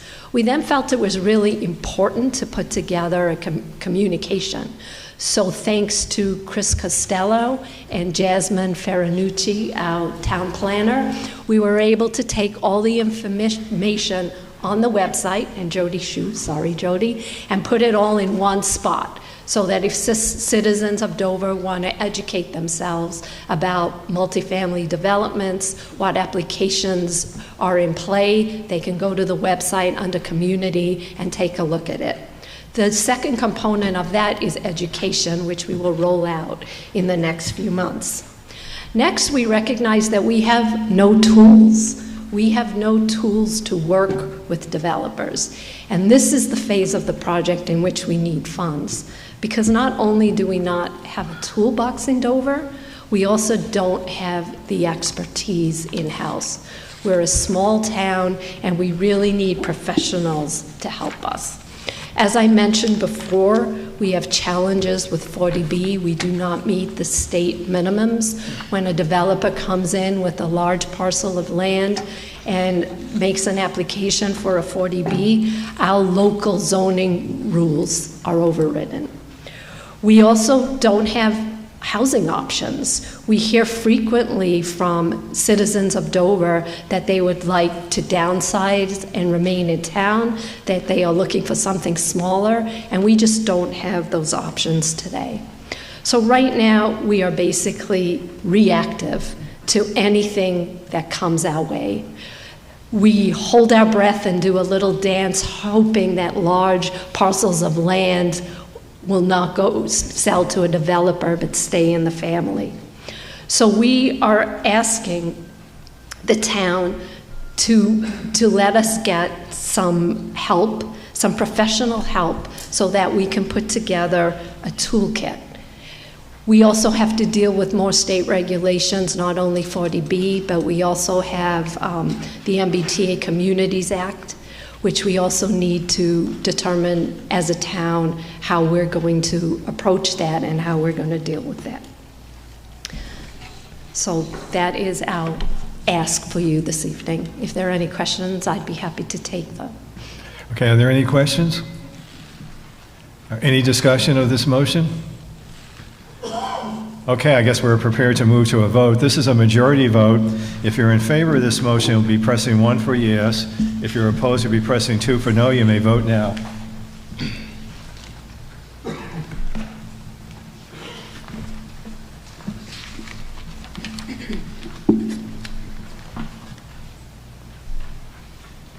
The motion carries 152 to 27. On to Article 8. Thank you, Robin. On to Article 8, which deals with construction hour bylaws. It's at pages 54 to 55 of your blue book. Mr. Chen. Mr. Moderator, I move that the town amend the general bylaws by adding Chapter 93 entitled Construction Hours, the complete text of which is on file in the offices of the town clerk and the planning board, and further, that non-substantive changes in the numbering and heading of this bylaw be permitted in order that it be in compliance with the format of the Dover Town Code. Thank you, sir. Do I hear a second? Second. Thank you, Mr. Howard. Scott Friedman from the Planning Board is going to make a brief presentation. Sir? Thank you. Good evening. Scott, name and address. Sorry. Breton Road.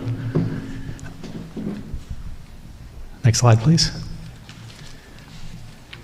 Okay, so what we're trying to do here is address an influx of persistent complaints from the community to police and our building inspector regarding excessive noise stemming from construction activity during off hours. We feel that there's an established need for some guardrails and penalties, so the aim is to create this bylaw which would theoretically serve as a deterrent. The intention is to gather and evaluate data on a recurring basis to ensure that the proposed penalties, which are baselined off of adjacent communities, but to ensure that those are effective. Next slide, please. So what we're doing here is trying to define prohibited activities. So those would be outdoor construction, operation of loud, disruptive construction equipment during the outside of the defined hours. Exempt activities would be things that can be done at any hour, as is the current status quo, such as indoor construction, work performed by a property owner, or any sort of emergency or municipal work. So the proposed hours are Monday through Friday, 7 a.m. to 6 p.m., Saturday, 9 a.m. to 1 p.m., and then prohibited on Sunday. So that would mean that the prohibited activities would not be permitted on a Sunday or outside of any of these hours. The fines would be paid by the property owner with enforcement coordinated by police and the inspector. And the first offense would be $100, the second offense would be $200, and then the third offense and beyond would be $300. And again, these are baselined off of the bylaws currently in place by some of the surrounding communities. Next slide, please. And this is just a matrix displaying what some of those are. You'll see that what we're proposing is within reason, within the ranges of those adjacent communities, and the fine schedule also follows suit. Next slide, please. So the implications are that this passes tonight by a simple majority, and we have something in place intended to reduce outdoor construction noise and activity during weird hours. And then if it does not pass, then it's a continuation of the status quo, and it continues to be kind of an anything goes type of environment. Any questions? Yes, sir. Would you like to come up, or would you like a microphone?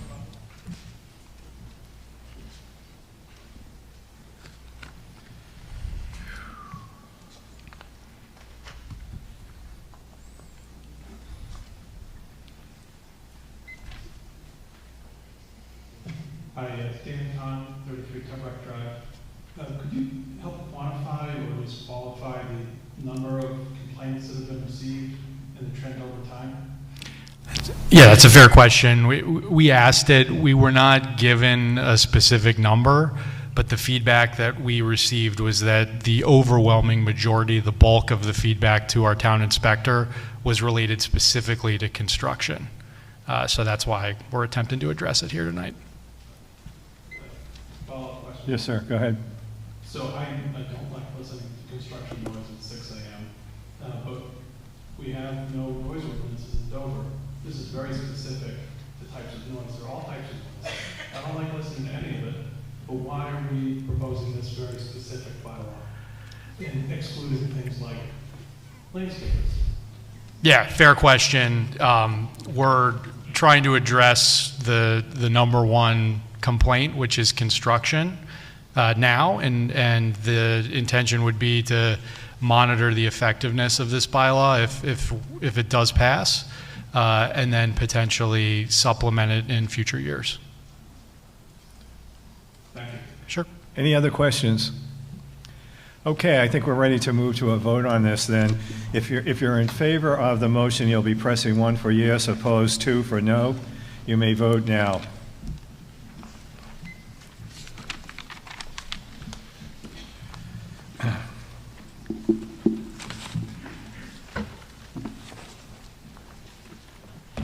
Motion carries 135 to 38.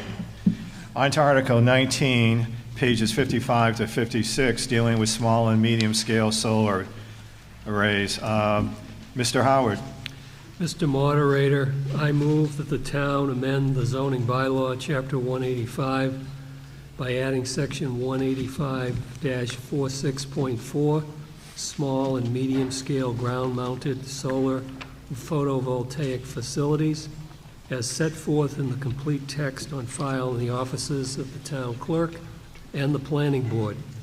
And further, that non-substantive changes in the numbering and heading of this bylaw be permitted in order that it be in compliance with the format of the Dover Town Code. Thank you, Mr. Howard. Do I hear a second?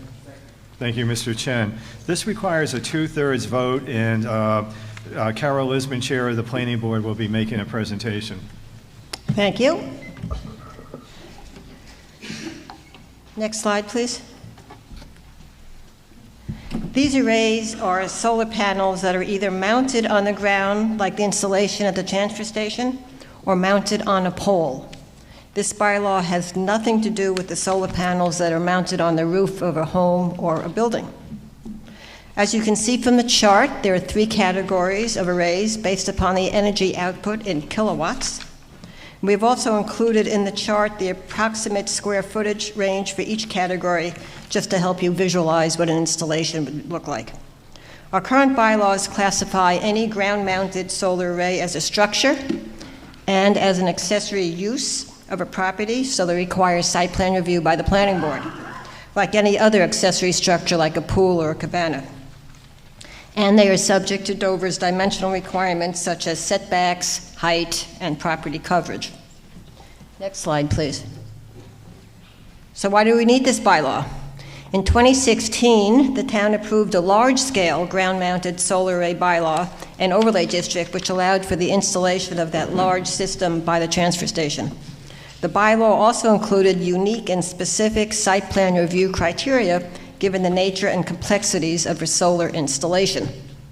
The planning board received an application this past summer for an array just slightly smaller than a large scale, and we realized that Dover did not have a bylaw that specifically laid out those unique and specific criteria from the large scale bylaw that also apply to smaller installations.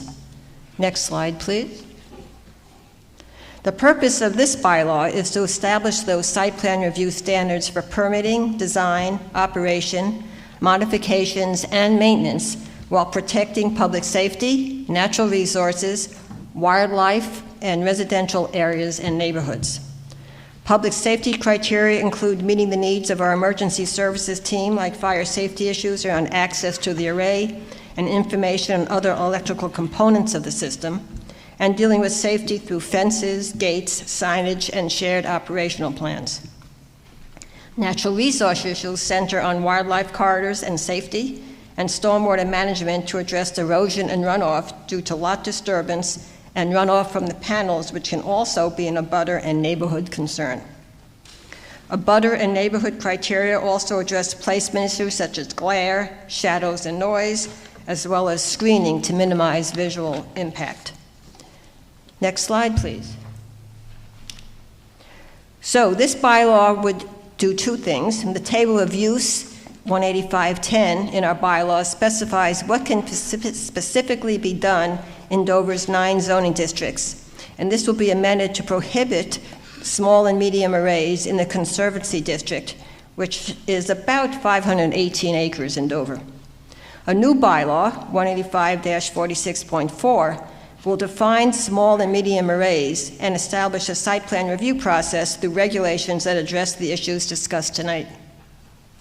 The Commonwealth has made it clear through Mass General Law, Chapter 40A, Section 3, that it promotes solar installations and that towns, quote, cannot unreasonably regulate the installation of these systems except where necessary to protect the public health, safety, and welfare, end of quote. Other than in the one district, this bylaw does not prohibit installation. It clarifies the review criteria, which is beneficial to the applicant when designing a system, and provides for a more comprehensive site plan review by the planning board that addresses issues for Dover and its neighborhoods. Next slide, please. If it passes, the arrays will be subject to additional review criteria that address specific management practices we discussed and be prohibited from the Conservancy areas. If it fails by 2/3, arrays will be allowed in the Conservancy District, and site plan review criteria will be constrained to the same list we use for pools, cabanas, barns, and other buildings. So on behalf of the Planning Board, I ask your support for this warrant article. Thank you. Thank you, Ms. Lisbon. Are there any questions or comments? Okay, again, this is a 2/3 vote, so let's move to a vote. If you're in favor of the motion, you'll be pressing 1 for yes, opposed 2 for no. You may vote now.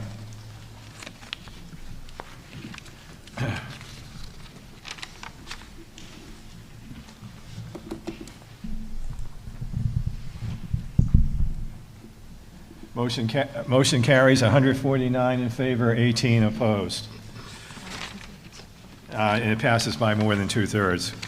On to Article 20, which is on pages 56 to 57, dealing with stormwater management bylaw. Mr. Weiss, would you like to make the motion?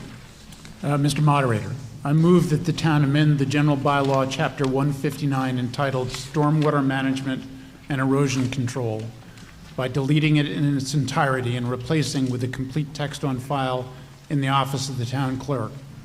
And further, that non-substantive changes in the numbering and heading of this bylaw be permitted in order that it be in compliance with the format of the Dover Town Code. Thank you, Mr. Weiss. Do I hear a second? Second. Thank you, Mr. Migowski. This requires a majority vote, and we're going to ask the DPW Director, Kevin McCabe, to make a presentation. Mr. McCabe is not a town resident, but he's going to be speaking on behalf of, in favor of this motion. So in order for him to present to town meeting in favor of a motion, it requires your approval. So I'm going to ask Mr. Jeffries to make a motion to allow Mr. McCabe to make a presentation to the town. Mr. Moderator, John Jeffries, Chairman of the Board of Selectmen. I move to ask the town's permission to allow DPW Director Kevin McCabe, a non-resident member of the town staff, to present to town meeting about Article 20. Thank you. Mr. Jeffries, do I hear a second? Mr. Havlin, do you second this? Second. Mr. Havlin has seconded the motion.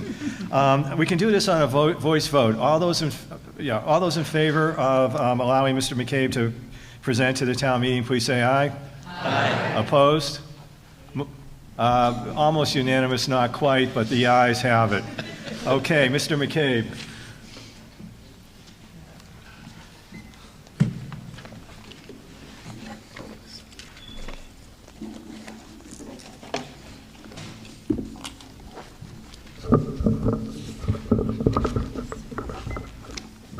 Next slide, please.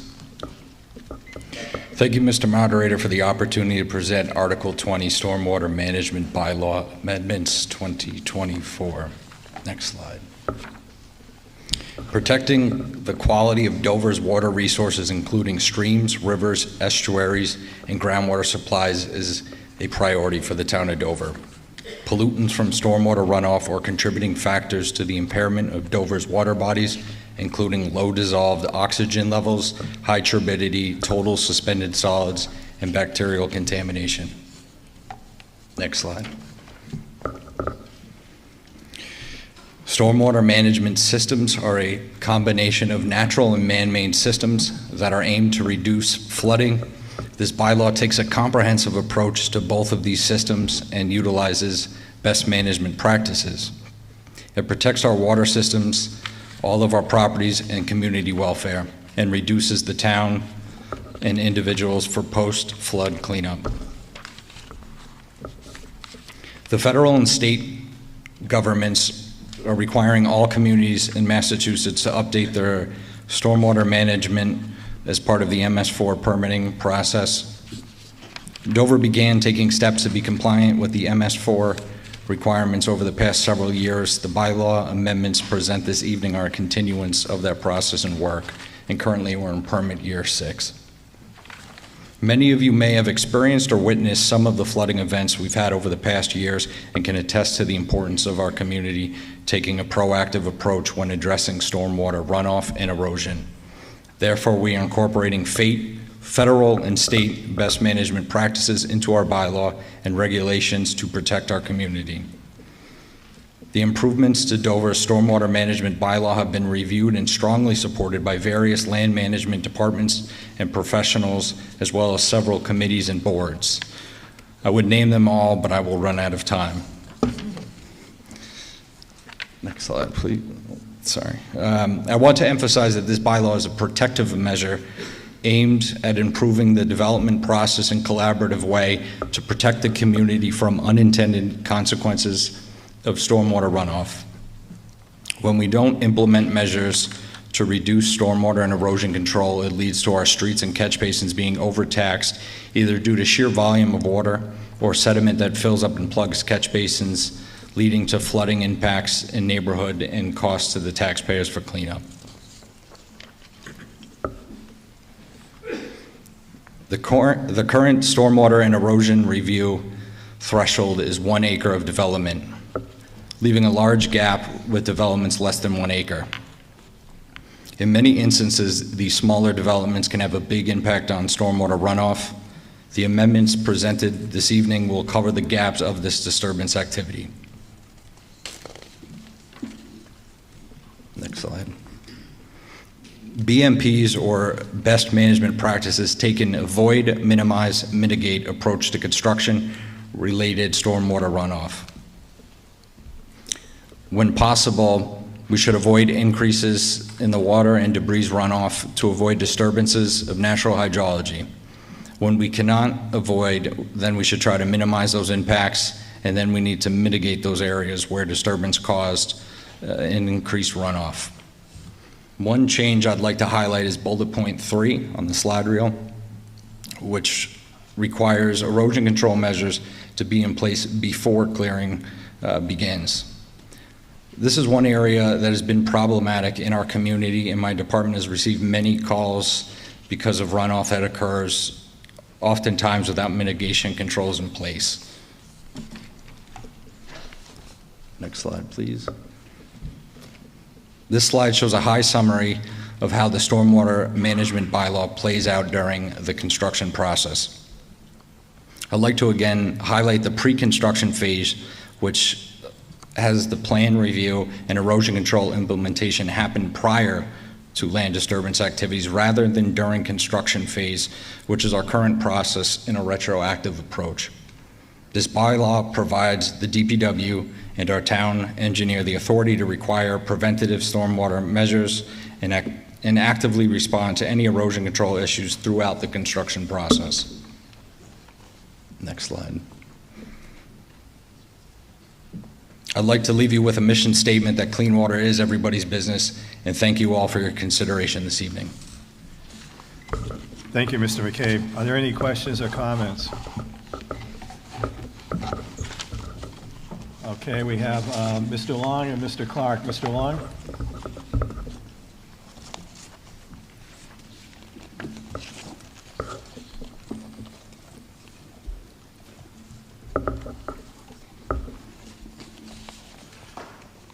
Name and address, Charlie. Charlie Long, 121 Walpole Street. I think everyone should be aware that this bylaw, as amended, represents an enormous expansion of the regulatory body that governs everything that happens regarding our real estate here in Dover. It's regulating what you can do with your front yard, how you can landscape, whether you can remove a tree or not, and it places tremendous authority in the hands of the Director of Public Works. This is not the case now. We have extensive bylaws now that are handled by the Conservation Commission, the Planning Board, the Building Inspector, and the Board of Health. The bases are covered. The issues that we have are enforcement, but we don't need more regulation, and we don't need to have an authorization to the Director of Public Works to be able to tell you what to do with your own front yard. And just understand, this is a big expansion of the regulatory system, and it's a system that we really don't need. The bases are already covered now, and the problems we have are only with enforcement, not with the regulations we have in place. Thank you, Mr. Long. Any other comments? Yes, ma'am. Laura Campanile, 2 Raleigh Road. I'd like to respectfully disagree. I live on a property that's halfway down the hill, and 4 of the 6 lots above me have been clear cut. The first photo you saw that was a pond, that was my front yard 3 times in the last year. There is no recourse for an individual property owner for actions that are taken off of their property, nor is there any protection against future building and other work on somebody else's property. So I urge a vote for this because individual property owners are being asked to bear the physical and financial costs of other people's actions.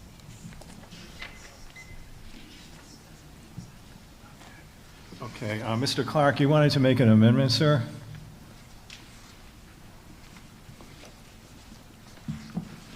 Gerald Clark, retired chair of the Board of Health. I was very concerned that there is a omission within subparagraphs 2, sections H and J on pages 7 and 9. I'll just clarify that. In both cases, there's an allowance of discharge from either sump pumps, not necessarily basement sub pumps, but sump pumps, or swimming pools. And there is no prohibition as to how that water flows. This would be in contrast to perhaps requirements in other departments and would introduce a conflict, number one.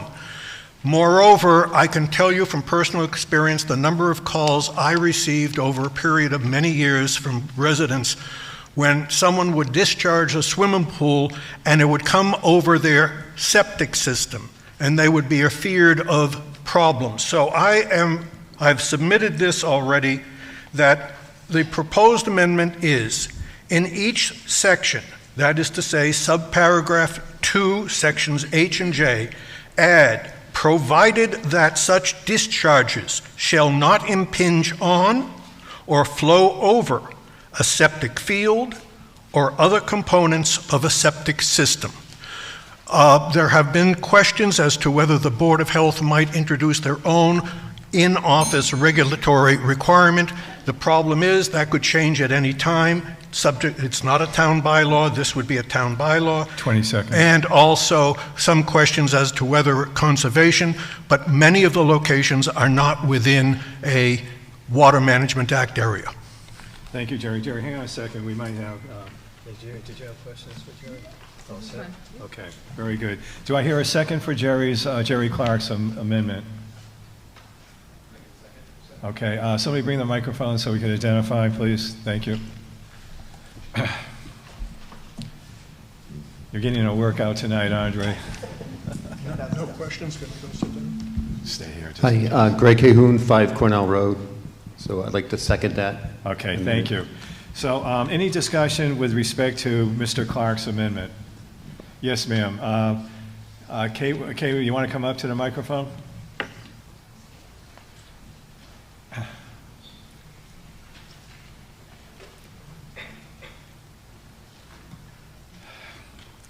And Kay, please state your name and address for the record. Hi, I'm Kay Peterson, 25 Wilsondale Street. I'm the chair of the Board of Health. The Board of Health learned about this amendment 2 days ago and has not, as a board, had a chance to discuss it yet.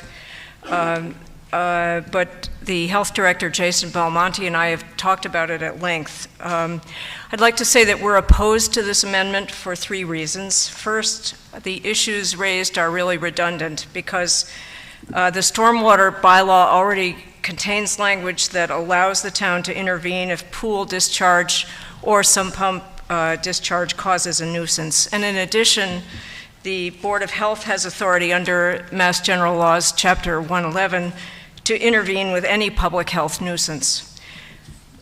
Second, if we nevertheless assume that there is a need to address these specific concerns about swimming pool or sump pump discharge and septic systems, I think it would be more effective to develop regulations that address the problem because we have a better ability to adjust those regulations if we don't get them right the first time. It's much more difficult to change bylaws. So I think a bylaw amendment really isn't necessary and would be counterproductive. Third, it's not clear how much of an impact, if any, swimming pool discharge does have on septic systems. In Dover, I haven't yet found any examples of regulations and bylaws in other cities or towns that address the issue. We do need to do more research. So in summary, I'm opposed to Professor Clark's amendment because it's redundant, it raises issues that would be better addressed by regulation, and it's not clear how much impact swimming pool discharge actually has on septic systems. There needs to be more discussion of the issues, and I urge Professor Clark to bring his concerns to the Board of Health. Thank you, Dr. Peterson. Are there any other questions or comments? Mr. Clark?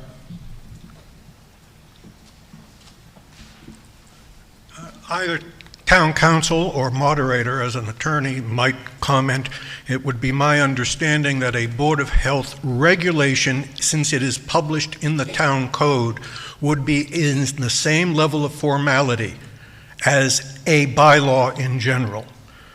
That is how the town code publishes Board of Health regulations and therefore would be subject to the same methodology. Pass the microphone to town council, please. So, Mr. Clark, I'm not sure what you mean by formality and methodology. As far as printing goes, the Board of Health's regulations are printed in the same town code online in the same manner as the bylaw is printed, but they are adopted. They have different methods of adoption, and they have different levels of priority with respect to the legal scrutiny with which they need to withstand. Understood. I'm just relating to past changes that have been made to those Board of Health regulations in some years prior, when in fact, in order to get them inserted to the town code, it had to be handled in the same manner as this bylaw. So that's number one. Number two, I guess I don't understand. Wait a minute, Jerry, let her respond. Okay. Yeah, so bylaws are adopted by town meeting, regulations are adopted by boards. They have different methods of adoption. But the issue, of course, would be that a regulation of the Board of Health could be rescinded by the Board of Health at any time. Absolutely. Okay. I don't understand the conflict here in that the Public Works proposal, in omitting this, could be read by developers to provide permission and could possibly, to an inventive individual, present a conflict in that in one part of the town's laws or bylaws there are interpretable statements about how imposition on a septic system could be handled, whereas here there's an omission altogether. I don't see why there is conflict in explicitly saying, as the bylaw proposed now says, that omitted is water over, for instance, water from a swimming pool. 30 seconds. So I'm not sure I understand why there is a conflict that is supposedly there. It's not really a redundancy. May I say one other thing? No, sorry, wait, your 2 minutes is up. Dr. Peterson, did you want to respond to that point? I don't think it was a question, yeah.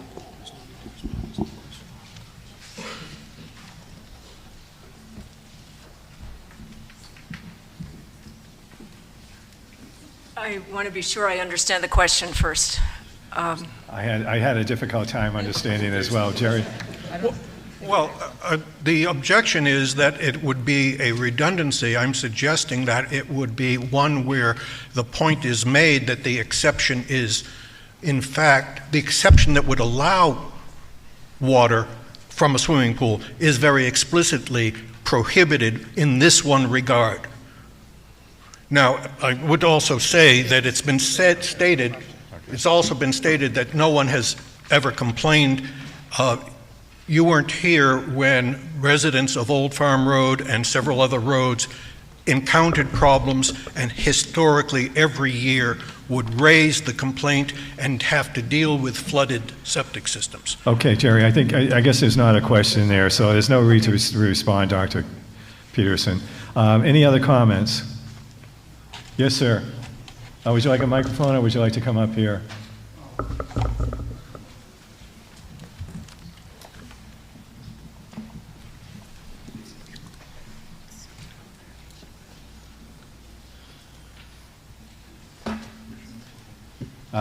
They're both working, sir. Either one's fine. Okay.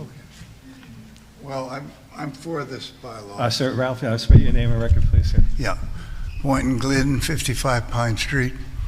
I'm for this load specifically, or this article specifically for the setback provision on the boundaries.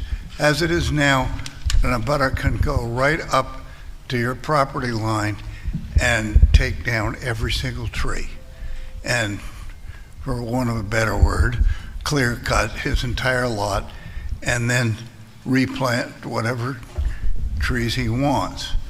And Pine Street is a scenic road. We have an erosion problem that goes down towards my place on 55 Pine Street on both sides, and specifically from the Dover Center side, we have an erosion problem. And all you have to do is drive down the street and this water flows right down, right beyond my driveway, empties into my field. I have plenty of trees. It doesn't bother me. Okay. But we are cutting trees down that do not need to be cut down right to the border. Okay, and I think that's my problem. I'm on the Tree Preservation Committee. And that goes to the main motion. Right now, let's confine our discussion to the amendment. Any other comments on Mr. Clark's amendment? Okay. One more comment. Okay, go ahead. And then I can come back to you again, sir, if you'd like to speak to the main motion. Thank you. John Queckenbush, 86 Walpole Street. With all due respect to Mr. Clark, my concern about this amendment as proposed is that it is unnecessarily vague. If you think about discharging a swimming pool, swimming pools come in different sizes. The rate at which the water is discharged can come at different rates, right? All these things are important to consider. If you want to adopt a regulation, it should be very precise and should speak specifically to the problems that exist. As a member of the Board of Health, as Dr. Peterson stated, I haven't seen this raised as an issue.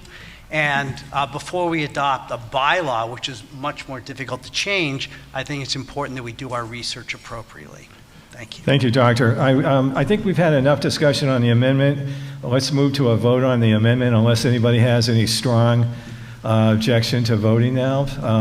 So what I would like to do is ask you if you are in favor of the amendment, to press 1 on my signal for yes. If you're opposed, press 2 for no. You may vote now.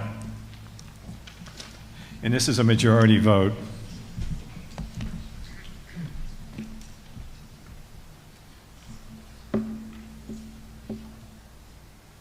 Okay, the amendment fails. Motion to amend fails. 126 in opposition, 37 in favor.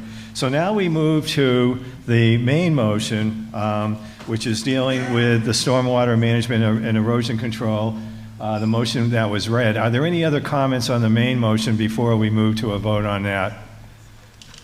Yes.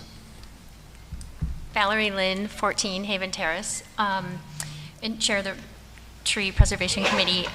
We worked with, partnered with the DPW on this bylaw, and we're trying to be proactive and also forward-looking, as our community, like many others in Massachusetts, are looking at larger developments, whether it's the MBTA communities or whatnot.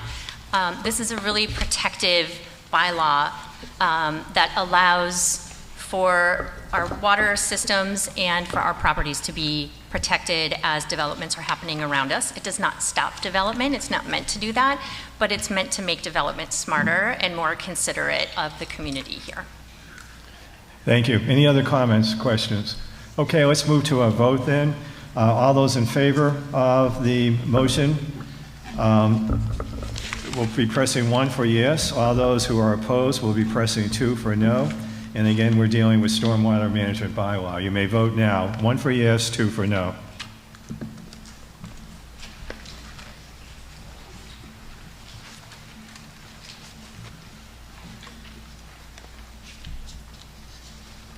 This was a majority vote, and it carries 120 in favor, 46 opposed.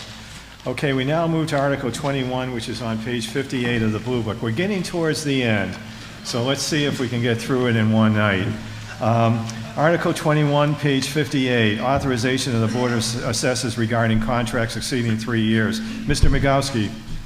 Mr. Moderator, I move that the town, pursuant to Massachusetts General Laws, Chapter 30B, Section 12B, vote to authorize the Board of Assessors to solicit and award contracts for terms exceeding 3 years, but not to exceed 6 years, including any renewal, extension, or option, provided in each instance the longer term is determined to be in the best interest of the town by a majority vote of the Board of Assessors. Thank you, Mr. Migowski. Do I hear a second? Second. Thank you, Ms. Kinney. This is a majority vote, and again, it's the authorization of Board of Assessors regarding contracts exceeding 3 years. Any discussion? Page 58 of the Blue Book. Seeing no discussion, let's move to a vote. If you're in favor of this motion, press 1 for yes, press 2 for no. You may vote now.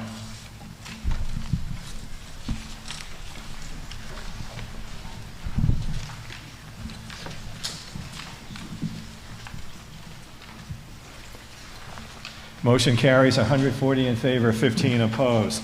Now on to Article 22, page 59, transfer of town-owned land to the Conservation Commission. Ms. McCormick.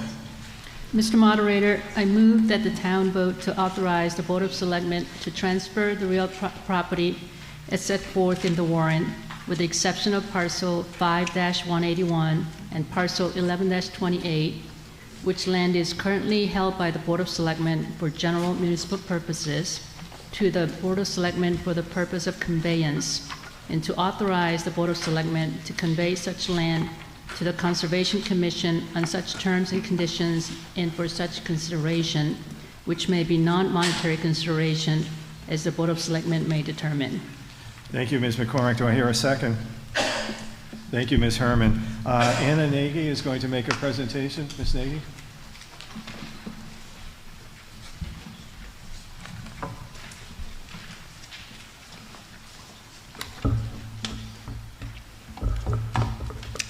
Hi, everyone. Anna Nagy, 25 Grand Hill, Conservation Commissioner. Mr. Moderator, everyone, thank you for the opportunity to discuss the land transfer tonight. Can we go to the second slide? Oh, no problem. Okay, so this is an article to transfer some property that is owned by Town of Dover to Dover Conservation Commission. It's a collection of properties scattered throughout town that were outright acquired for the purpose of conservation, using the conservation fund, or in some cases are used as conservation. We see this as a housekeeping change to make records match acquisition or current use status. This streamlines maintenance and reporting, but building setbacks for adjacent properties do not change. Land use doesn't change. That's the whole point of the article, to match real life. And there's no land acquisition happening tonight. So next slide, please. So your blue book has 11 parcels listed. As the motion said, we're recommending 9 for transfer. It accounts for 112 acres, 96% of which are adjacent to other conservation land. To run through the parcels, 3 are properties which were acquired for conservation. That's the Center Street parcels, that's the 52 acres on Haven Street, known as Valley Farm, and that's the about 4 acres on Bridge Street. 6 others are tax-taken parcels, which were abandoned for being unbuildable and then acquired through the land court process. 3 were originally proposed at the Board of Selectmen's request to open space and the Planning Board and Conservation Commission in 2004 for recommendations about what to do with some of these parcels. Over the years, especially in 2014, 2016, and 2019, additional tax takings were recommended by Conservation and Open Space. The 2 were not asking for transfer tonight. Once the article went to the warrant committee, we received public comment that there was interest in maintaining the 2 excluded parcels for municipal wells or other non-standard use. So those are off the table for tonight. We're just trying to do boring standard things. So various efforts over the years to make this happen. There's been some turnover, there's been other competing interests, eventually there was COVID, and so now we're kind of getting it together to ask for a vote. So next slide, please. Just to talk quickly about a couple examples. This is Valley Farm, which was acquired in '67.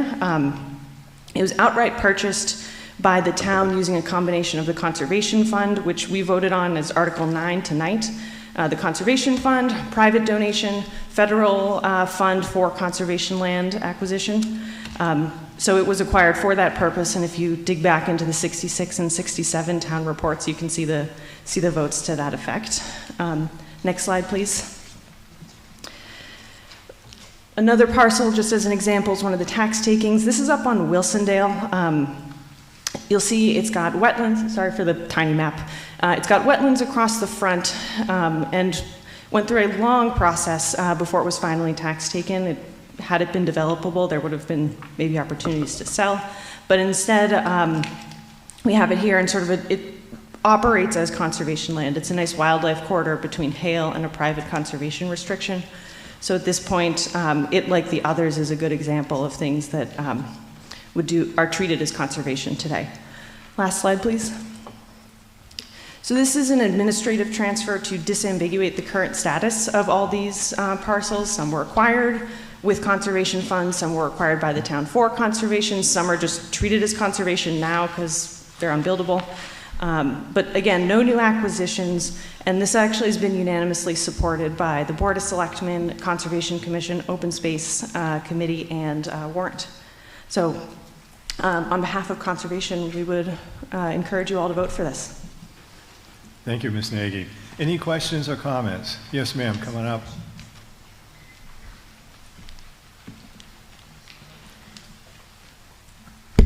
Hi, Dr. Wendy Bernstein, 267 Dedham Street.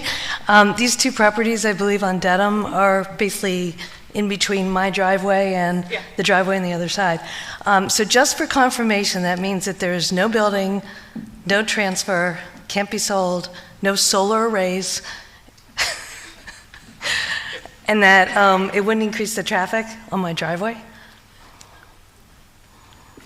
It shouldn't increase the traffic, it just becomes conservation land. You don't have any changes to what you can build, no one can build on it, it's just conservation land. Perfect, just wanted to make sure, thanks. Yeah, sure.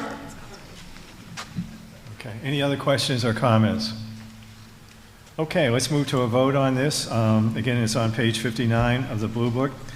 And if you're in favor of the motion, you'll be pressing 1 for yes. If you're opposed, 2 for no. You may vote now. This is a majority vote.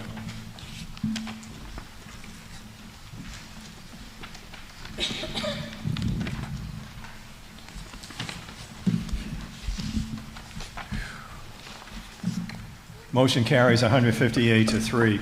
Article 23, which is on page 60 of the Blue Book. Thank you, Ms. Nagy.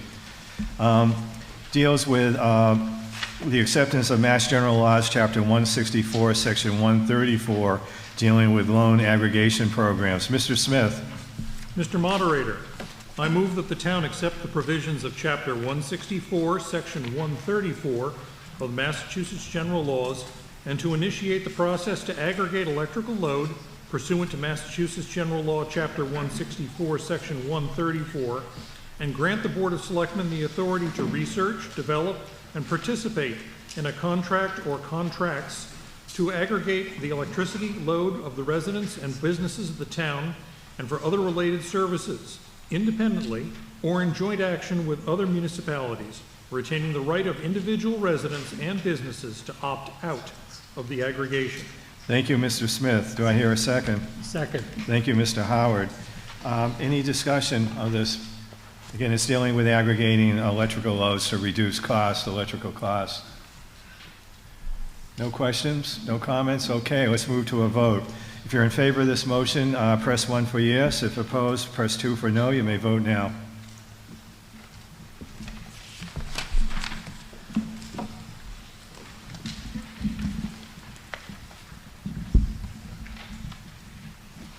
Motion carries 156 to 6. On to Article 24, which is on page 60. This is a citizen's petition by Mr. Garin. I would ask Mr. Weiss to make the motion. Mr. Moderator, I move that the town appropriate and transfer from free cash a sum of $22,350.25 to construct a sidewalk on Cross Street from the intersections of Cross Street and Center Street to Chickering Elementary School, including of all costs incidental and related thereto. Thank you, Mr. Weiss. Do I hear a second? Second. Thank you, Mr. Migowski. Mr. Garin, do you want to make your presentation? Yes. Was the motion already made to amend the article? I'm sorry? The motion was made to amend the article to say design? Not yet. Okay. I'd like to make a motion to amend the article from saying to replace the word construct with design based on information I got from recommendations from the town. So I'd like to change the article, remove the word construct and replace that with design. Okay, so just so we understand, Mr. Garin, you are requesting that the reference of appropriation and transfer from free cash of a sum of $22,350. It now reads to construct a sidewalk. You want that to be changed to design. To design, yes. To design a sidewalk, okay. Do I hear a second on that? Second. Sir, could you raise your hand so we can give you a microphone for name and address?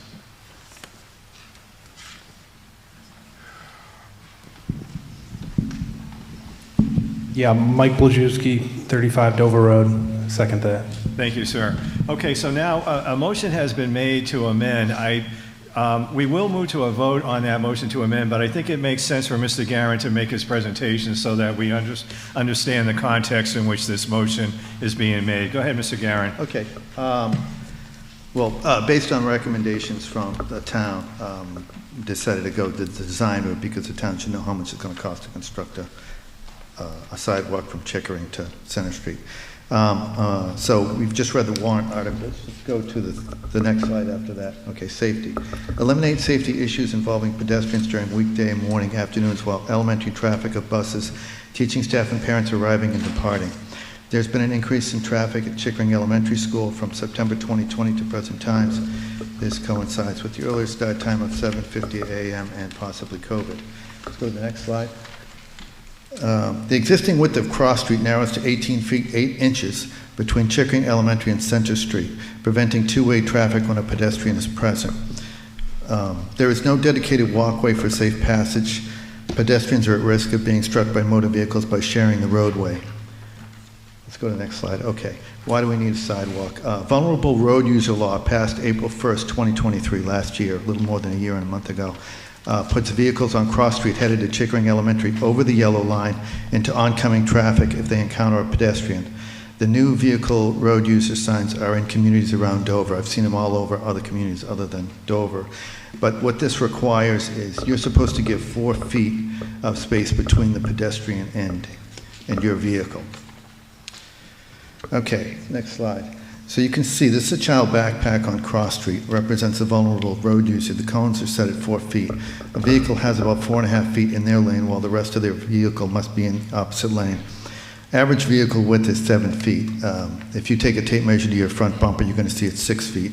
But you got to remember you have mirrors, which are going to bring it out 6 inches on both sides, 7 feet. So next slide, please. This is a representation of Cross Street between Chickering and Center Street. If a pedestrian is present, the VRU law now requires you to provide 4 feet of space. As you can see, I put a pedestrian in the green, and the VRU law requires 4 feet of space. You can see just by looking at that slide, that's a bus. There's really no space to pass a pedestrian with 4 feet of space. Okay, next slide. Similar representation of Cross Street between Chickering and Center Street. No space is allocated between the vehicles on the opposite side of the road. So you can see the cars right on top of the bus, and hopefully the bus is on the white line. Since April of last year, if you're traveling to Chickering, you can no longer pass a pedestrian without breaking the law if another vehicle is in the opposite lane. Now, I know for years we've all been kind of squeezing by the pedestrians when we're just between Chickering and Center Street is about 600 feet or so to Chickering land. And that side of the street, it's pretty tight. I know when I take the corner at about 20 past 2 to try to pick up my grandson to take to maybe a dentist appointment, whatever, but there's just a wall of buses trying to take a left on Center Street. So I can't move until that pedestrian passes me before I can, legally go. In the old days, I'd probably just have a foot between me and the bus and a foot between me and the pedestrian, but I don't want to get pulled over for that. If it breaks the law. No offense. So let's go on to the design. The town owns 40 feet width of Cross Street. The existing width allocated for both lanes is generally 19 feet, 20 in some areas. Records for existing sidewalks in town indicate sidewalk easements up to 20 feet were recorded on deeds for private residents. The town owns another 16 feet of that lane. So surely we got to be able to find space for a sidewalk for an elementary school. Okay, let's go on to the next slide. Design proposal. LAL Engineering Group out of Millis, Survey and Engineering. They came up with $19,435. This includes 15% for contingencies. So, and then the supervisor of the highway department suggested adding another 15% of funding for potential easement drawings if required, making the proposal for this design phase at $22,350.25, which is requested in the warrant article. Let's go to the next slide. Possible funding. Municipalities have received funds for sidewalk projects for schools from both federal and state sources. U.S. Department of Transportation, Safe Routes to School, Mass Department of Transportation, Share Streets, and Spaces Program. Okay, next slide. Last slide. Frequently asked questions. Why do pedestrians choose to walk on the western side of Cross Street? Their destination is the Center Street sidewalk on the south side of Center Street. Why add a sidewalk on a street that's been a scenic road since 1910? The VRU law eliminates available road usage by 4 feet while a vulnerable road user is present. The existing driving width of the road, white line to white line, generally is 19 feet. With a walker, bicycle, stroller, etc., this makes the road available for one-way for vehicle traffic until either they pass you or maybe the other lane frees up where you can cross into that side of the road. Will this require a crosswalk or traffic light on Center Street? Absolutely not. This request is to address existing issues only with this section of Cross Street between Chickering and Center Street. Many roads in Dover have narrow width. Why is this one an issue?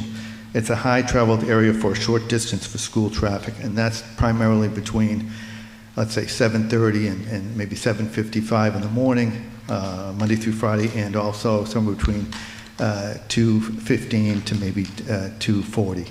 So we can't have sidewalks magically appear for an hour a day, but I don't think it's asking a lot when the town owns 40 feet of that lane to find space for a sidewalk for such a short distance for the safety of children. There you go. Any questions? Okay, thank you, Mr. Garin. Any questions? Again, we're considering the amendment, which is substituting the word design for construct. So we're talking about an amendment that would ask for $22,350 to design a sidewalk. Any questions or comments? Okay, see, your question over here, right over here, Andre. Hang on a second, ma'am. Wait till the microphone comes over to you. And name and address, please. Sierra Bright Smith Street. Are we voting on the amendment only? You said 22,000. That doesn't. Yes, that's right. We're voting on an amendment which he's substituting the word design for construct. So the $22,350 amount remains, except that it will be designated to be used for a design of the sidewalk. So then after that, we'll vote on the actual Then after that, we would vote at probably a subsequent town meeting. Oh, I'm sorry. You mean, will we vote on the main motion to construct? Yes, we will after that. Okay. Yeah, thank you. No, to construct. Yes, but if it passes. Then, yeah, right. Any other questions? Yes, ma'am.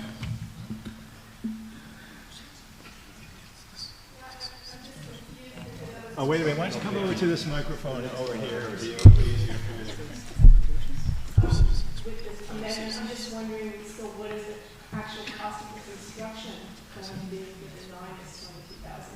Yeah, well, we don't know that yet, so I guess at a separate town meeting, we'd make a motion on that. But the construction cost, as I showed, may be covered by state and federally funded for a school sidewalk. So the town might not have to pay to construct the sidewalk. May not. That's why I'm asking for design only at this time. Okay, and it's customary when we have a citizen's petition to ask for the view of the selectmen and of the warrant committee. So first, let me call on John Jeffries, the chair of the Board of Selectmen, to express their view. Mr. Moderator, John Jeffries, Chairman of the Board of Selectmen. The Board of Selectmen unanimously voted no. Okay, and now the warrant committee? The warrant committee also voted no. Okay. Can I ask why the town would vote no? You may answer that question, Mr. Hudson, if you like. We were concerned that the costs would be open-ended for this project, and that was actually one of the reasons why we were concerned about voting for an imaginary construction number in the beginning. We felt that in order for this to proceed, it really would need to be thoroughly evaluated. The problem is that there hasn't been any clearly declared support for this in the community. It was presented to town meeting last year and was opposed, and there was some concern that this was ultimately to support the after day care facility that Mr. Garin runs near the Precious Blood. And so we were very concerned that this was really not something that would be generally needed by the community. There are other ways to access Chickering, and this only opens a path directly to Precious Blood and really not to anywhere else. So that was our concerns. Yeah, I disagree with what you're saying. Hold it, sir. Wait a minute. Direct your questions to the board, to the moderator, Okay, well, please. All right. Do you have a question? No, what I'd like to do is respond to the comment from the warrant committee. Go ahead. Okay.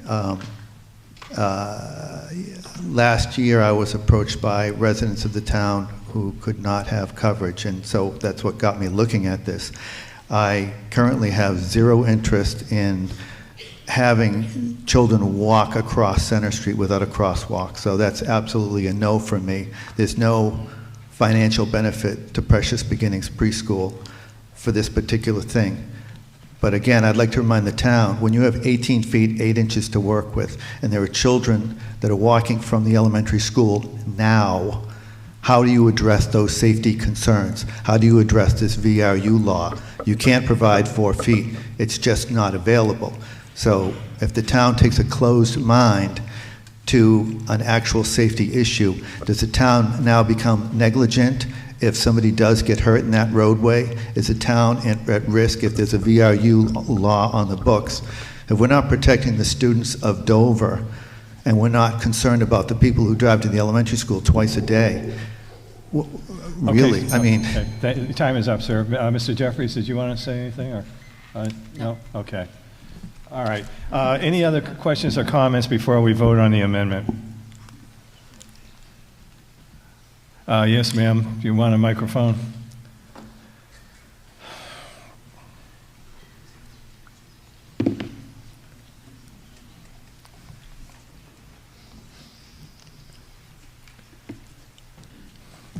Name and address, please.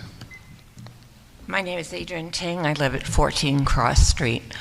We have lived on Cross Street for about 40 years. Our daughters attended Chickering. The children do not walk to school. They do not use the road. They take the buses, our children included, and we don't see kids walking on the street to school. Thank you, ma'am. Any other questions or comments before we move to a vote on the amendment?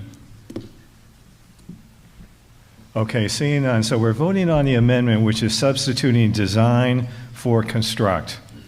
If you're in favor of this amendment, you'll be pressing 1 for yes. If you're opposed, you press 2 for no. You may vote now.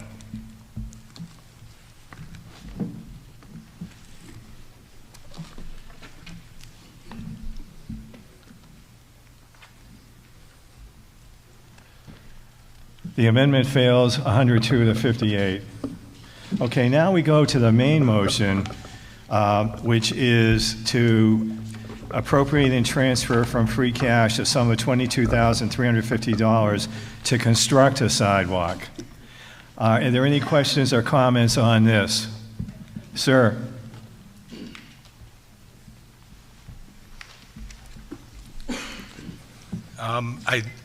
Steve Lanzicki, 11 Cross Street. I think a lot of my points were already taken in terms of safety. I would also like to reiterate, I live right next to the school. I also do not see children walking on that street to Chickering School. I know that's a repeat, but... Okay, thank you. Any other questions or new comments? Okay, let's move to a vote on the main motion. Is there a question? I heard somebody. Somebody have a question or comment? No? Okay, I thought I heard something over there.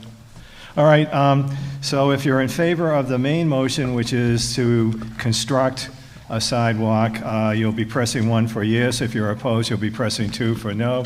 You may vote now.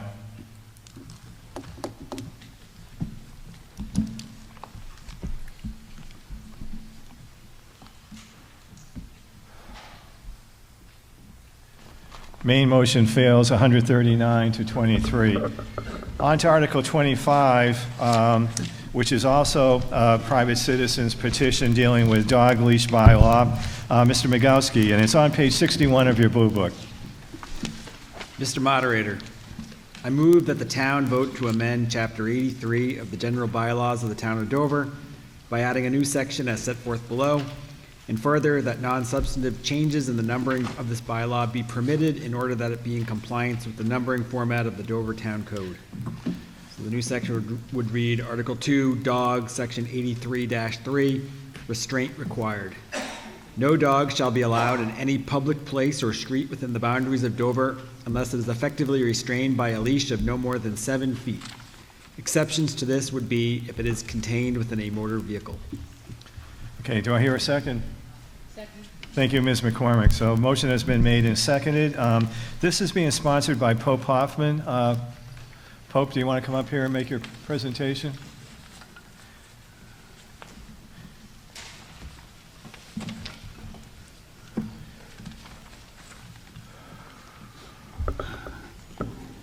Pope Hoffman, Rocky Brook Road. Finally, my moment has come. Chris, can we have slide 1? First slide, please. Okay, so I don't have to repeat this. It's everyone can read English, I think. But talking to the microphone, Pope. Sorry. But the third point is a leash law just makes sense. Next slide. Nope, that's not it. Wait a minute. No, still not. Slide 2. Yep, okay, slide 3. I'm sorry. Anyway, in the past couple of years, there have been many incidences of injuries to both dogs and residents as a result of dogs that were not restrained by a leash. Number one, a Dover dog on leash was attacked by an off-leash dog and required 6 stitches, resulting in a large vet bill. A second incident was a resident was knocked down by an unleashed dog, resulting in a hospital stay and months of physical therapy. Another resident's dog was mauled by a neighbor's dog that was running free. The dog was hospitalized for a few days and now has lasting physical issues. According to my extensive research, and I really mean extensive research, either by talking to town clerks or researching various state and town websites, there are 19 towns within close or reasonably close proximity to Dover that have leash laws. These are the towns. As you can see from this slide, 4 towns, Sherburne, Wayland, Concord, and Norwood, have bylaws that state that dogs, if not restrained by a leash, have to be under strict voice control of its handler. Personally, I think the phrase "under strict voice control" can have many interpretations, and therefore I don't think it should be part of any leash law. There are good reasons that citizens of these towns have voted for a leash law for their towns. For the protection of our citizens and animals, we should as well. Next slide. No, that's not it. That's coming up, though. That's not it. There we are. Okay. On this slide, you can see the incidence of dog bites for the past 3 years as reported to the Dover Police. Please note that these are only actual incidences reported, but I think it's safe to say that a large number of incidences were not reported. Okay, here we go for the next slide. There it is. I think this slide says it all. Next slide, and final slide.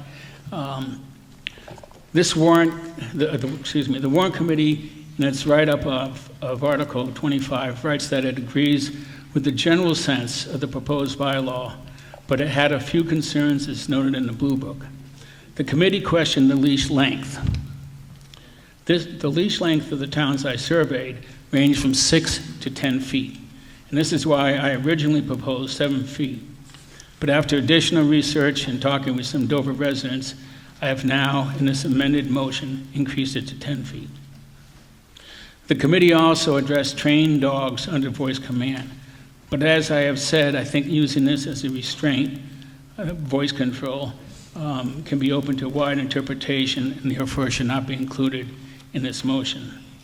Certified service and therapy dogs are trained to respond to voice commands, but for the most part also have to be on a leash according to Massachusetts law. Another concern was in defining private versus public spaces. The 5 properties of the trustees of reservations, totaling 591 acres, are privately owned, and thus the proposed leash law would not apply to these properties. Incidentally, the trustees already have leash laws in place for Noanna Woods and Pecan Hill, while dogs are not allowed on Chase Woodlands, Peters Reservation, and Powesset Farm. The Dover Land Conservation Trust properties, which total around 700 acres, are also privately owned, but they do not have any leash law. So, for example, the 17-acre property at Farm in Springdale is one of the properties where dogs can run, chase balls, and so forth to their heart's content.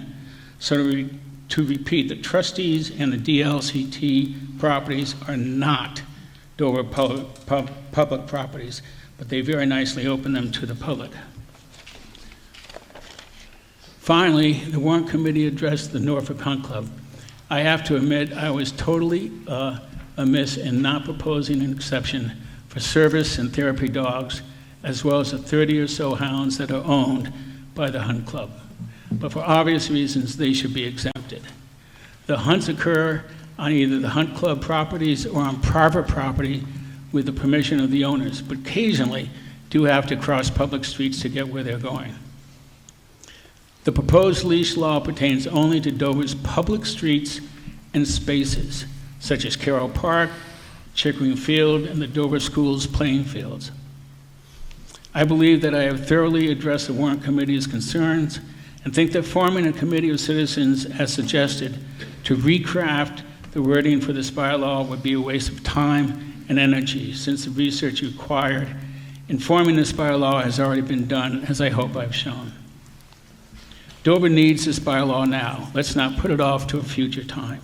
I urge you to vote yes on this amended motion for Article 25. Thanks very much. Okay, now Pope, I think you want to make a motion to amend the warrant article. Yep. Again, appears on page 61, and the language that is up on the screen is different. This is what Pope is proposing in connection with his amendment, and you'll note that the differences are that he's increased. Pope, could we go back to the slide that showed the proposal as amended?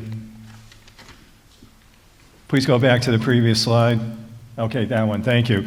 You'll note that the changes that he has proposed in his amendment are that he's increasing the length of the leash to 10 feet, and he's also providing exceptions for, that's the original motion. Now, where's the?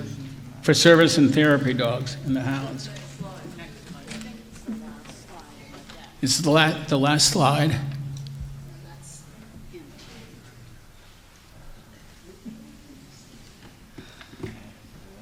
There it is. All right, okay. So you'll note that he's increased the length of the leash from 7 feet to 10 feet, and he has maintained the exception for dogs in a motor vehicle, but he's added other exceptions, therapy dog, hound owned by sporting club, such as a hunt club. So those are the amendments that he is making to his original citizens petition. So we will first be voting on these amendments, and then if they're approved, it's going to be somewhat redundant. We'll go back and vote on the main motion as approved. I'm sorry? Yeah, okay. So if it's approved, then we'll go back and vote on it as amended. Now, Pope, you formally have to make the amendment proposal, and it has to be seconded. Okay.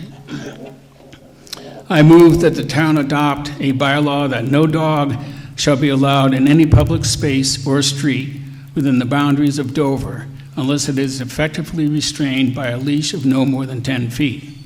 A dog may be unleashed in public if it is contained within a motor vehicle, is a service or therapy dog, or a hound owned by a sporting club, such as a hunt club.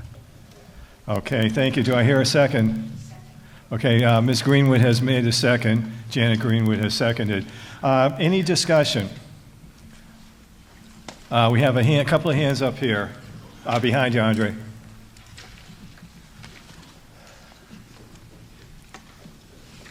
Do you want to talk to him? Yeah, hi there, how you doing? My name is Leland Broadhurst, I'm from 12 Main Street, and I have two concerns about this bylaw. Number one, I've personally trained multiple dogs and horses to be on command off leash, and I don't see how they're any different from the hunt club dogs that you're mentioning here. They're the same exact training. It's gonna be in control, off leash. We have full control of these animals. They're not an issue. The only time we've ever found issues with these animals are when other people who have dogs who are not in control are in these places where they should not be, in places like social interactions with us, where they know and are very aware and make comments to us in the beginning about how their dog is not friendly in the first place.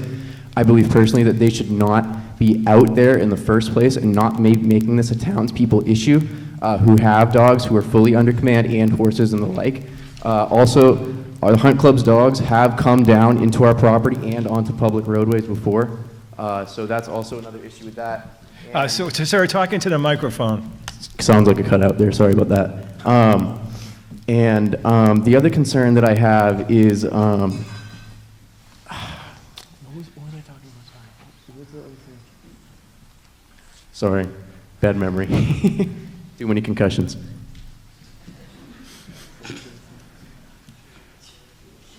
Well, why don't you reformulate your thoughts and we'll let other people talk. Ma'am, did you? Yeah, and the other thing was, sorry about that. The other thing was the stats you keep listing off about the dog bites, whether those were on public or private property where those incidences occurred. Thank Okay. you. Thank you. Okay, ma'am, did you want to talk? And then, sir, you'll follow her.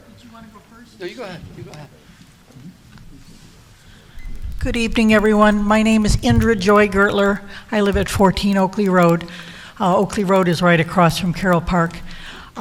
My husband and I were both about in our 70s, and we've been in Dover for almost 40 years. We came to Dover out of Needham. We were both at Babson, and we came to Dover because it was a rural place. We're dog lovers, and we always thought that Dover would be a place that we could walk our dogs. We've always had dogs. We love Dover because we like the post office, we take a walk every morning, rain or shine, and our dogs are on leash when appropriate, but we love to have them off leash, and we love to be in Dover, and Dover seems to be a place where dogs should be off leash where appropriate. I see the amendment, and I too want to agree with this gentleman. It seems very discriminatory to me that the hunt club dogs, which I see, a big pack of dogs, 20, 30 dogs, I haven't counted them, can be running around, and they're hounds, and we know hounds can do whatever they want when they smell something. And one of my dogs is a therapy dog, but I'll spend the time to make all my dogs therapy dogs if this goes through. It's confusing to me where I can walk. It just doesn't seem right for Dover. And I want to still love to be in Dover and walk my dog every morning. So I hope that you'll say no to this, to both the amendment and the original. Thank you. Thank you, ma'am. Can I respond Sir? to that? And then Rob. Jim, can I respond to that? No, Pope, not yet. Let's listen to a few more comments. I'd like to echo your comments. Thank you. My wife and I moved to Dover 31 years ago. We've raised 2 boys and 4 dogs, and we walk our dogs daily, usually off leash. The numbers that you were comparing in terms of leash laws, it's just not a fair comparison. It's apples to oranges. Dover is a rural community, have 380 people per square mile. Same as pretty much Sherburne. Medfield, the next town over, the next smallest town, has 1,277, or 3.5 times the population density. Westwood has 1,500 per square mile. That's 4.5 times. Walpole, 6 times. Needham, 7 times the density. This is still a rural place. We find there are lots of places we can walk our dogs off leash at appropriate times. It doesn't bother anybody. But now this happens, the policemen are going to see me walking in a field with my dog some November afternoon throwing a tennis ball. He's going to have to come over and write me a ticket. I'm sure he doesn't want to get out of his car and do that. There's an article here. I just saw this in the stroll. We all get this. And here is Mondo and Lenny, 2 rescue dogs. They're not my rescue dogs, but I do have 2. And here they are. It says, Mondo and Lenny love to run fast and can often be spotted chasing a chuck-it ball. Well, that's not going to happen in Dover anymore. So that's the problem with this. Okay, Pope, you can respond to both of those points, and then we'll take some more comments. I think those comments are, I won't say it. This leash law is for having dogs on a leash in public places. The incidences I mentioned happen in public places. What is the problem that anyone has about putting a dog on a leash in a public place? There are plenty of places that the Dover Conservation Trust has that you can take a dog and let him run loose.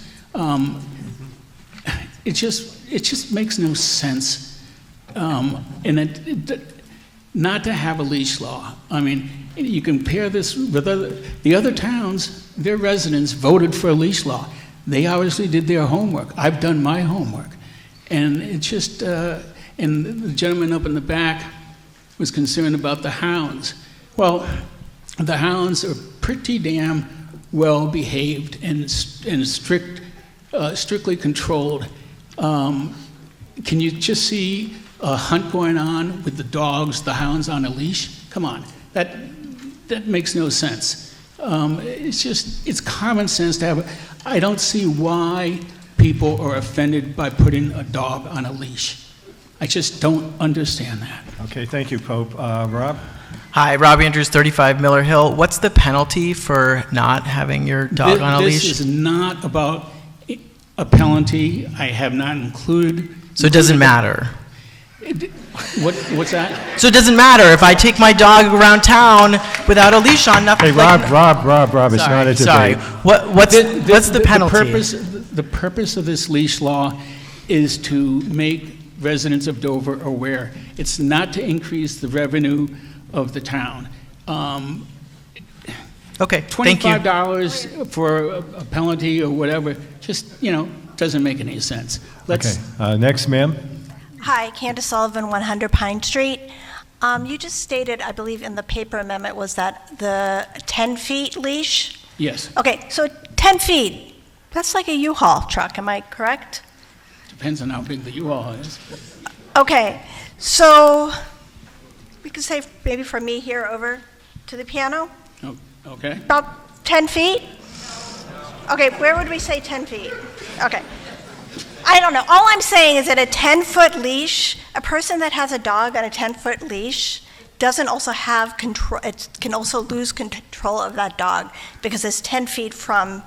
So if somebody's walking by on a 10-foot leash, and what you're stating about a dog being bit, or a person being bit, or being jumped on, that can happen with a 10-foot leash. I think the whole purpose of it is not also the leash, is the ability to have control of your dog. And I think that's and that's why in some of the towns that have these leash laws, they have voice control. Because you have to have control of your dog. If it's on a 10-foot leash and you do not have control of your dog is just as dangerous with that 10-foot leash or without it. Well, not all the towns have. Pope, wait, it's not an open response. Let's have some more questions, and then I'll direct it back to you. Sorry. Go ahead, ma'am. Andrea Gertler, 14 Oakley Road, across from Carroll Park. In the 40 years I've been walking in town, I think I've met everybody in town and all the people that come from out of town to walk in the different places, in this, not just Dover, but around. And dogs off leash get along. And dogs on leash, I've had dogs all my life. They don't do so well on leashes. And that's my first point, and I'm nervous. I'm sorry you can hear it in my voice because it means so much to me. And this gentleman, respectfully, Mr. Pope, is using a bit of fear-mongering here. I know he saw some statistics and such. We don't have details on those things. But when I look around town and I drive around town, because I have children that I have a son that I have to take to a special needs program, people have their dogs on leash. I think people that are dog owners know what's appropriate for their dog. And I'd like them to decide rather than us decide. Thank you. Ms. Greenwood? Janet Greenwood, 1 Ann's Way. My story is that 16 months ago, I was walking in the center of Dover on a street when an off-leash dog that was with its owner jumped on me and knocked me to the ground. It resulted in 2 fractured vertebrae, months of pain, which continues to this day. In 2023, I had over 40 visits to doctors and physical therapists, including a spinal procedure to alleviate the pain. Had this dog been on a leash, this incident would not have happened. And I continue to see unleashed dogs on the library and townhouse commons. No dog is 100% reliable. When encountering a squirrel or other wildlife dashing across the street, animal bites and accidents are greatly prevented when dogs are leashed. Our residents have the right to be safe walking in Dover. This leash law will keep your dog safe, other dogs safe, and people safe. Thank you. Thank you, Ms. Greenwood. I would now turn to the... One more. Oh, sure, go ahead. About with the leash and the hunt club. Medfield has a leash law, and they have the hunt club there as well. Thank you, Ms. Greenwood. I would now turn to the Warrant Committee, Mr. Hudson, to express the view of the Warrant Committee since this is a citizen's petition, and then we'll turn to the Board of Selectmen.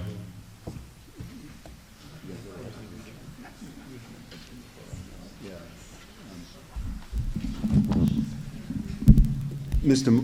Moderator, the Warrant Committee did oppose the original motion, and for the reasons that Mr. Hoffman outlined, but we didn't take a position on the amended motion. So Okay. we really can't make a stand there. Thank you, Mr. Hudson. Mr. Jeffries for the Board of Selectmen? Mr. Moderator, the Board of Selectmen voted no on the original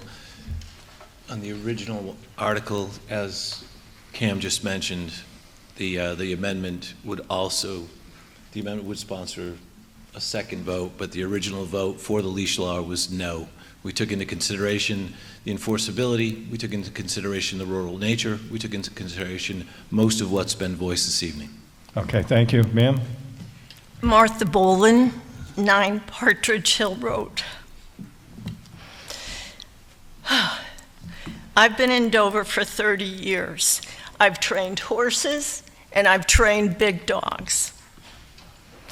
To support this article, I would like to share 2 horrible events that affected my family and could have been averted if there had been a leash law. Several years ago, I put my horse and pony out in my front paddock near Partridge Hill, which I had always done. My horse was 28 years old, and I had owned him for 21 years. He was truly a part of our family. While the horses were out, an off-leash dog ran under my fencing into my paddock and started running my horse down, ripping his legs, his belly, and leaving multiple puncture wounds. I spent hundreds of dollars trying to save him, but I couldn't. I called the owner of the dog to tell him I had to put the horse down, and his exact words to me were, "Your horse was old anyway." 30 seconds. 16 months ago, I took my 4-month-old German Shepherd puppy into Carroll Park with my trainer and his 100-pound German Shepherd to teach Bodie how to behave when encountering other dogs and people. As we heard a jogger approaching, the 2 dogs calmly sat on the side of the trail. As the jogger ran by, her dog dove in and grabbed Bodie's face, leaving many puncture wounds. I chased the jogger to the parking lot while calling the Dover police. The owner ended up paying the $600 vet bill, but because of the trauma and the fear it instilled in my puppy, I had to spend thousands of dollars in retraining my dog to not be a reactive dog and not to be an aggressive dog to other dogs. Time is up, ma'am. You can sum up if you like. Each year, it seems like the attacks have gotten worse, and tonight you've only heard 3 incidents of many attacks that have taken place in Dover. Each year, and I hope that you will consider voting to impose a leash law to protect our pets, and as Janet said, our ability to walk safely in our parks, neighborhoods, my neighborhood, or the center of town. We need to join the other 18 neighboring towns. Please consider this. Okay, thank you, ma'am. Any other questions or comments? Yes, ma'am, come on down.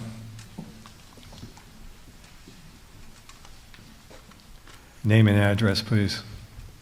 My name is Bella Borhani. I'm Oak Circle.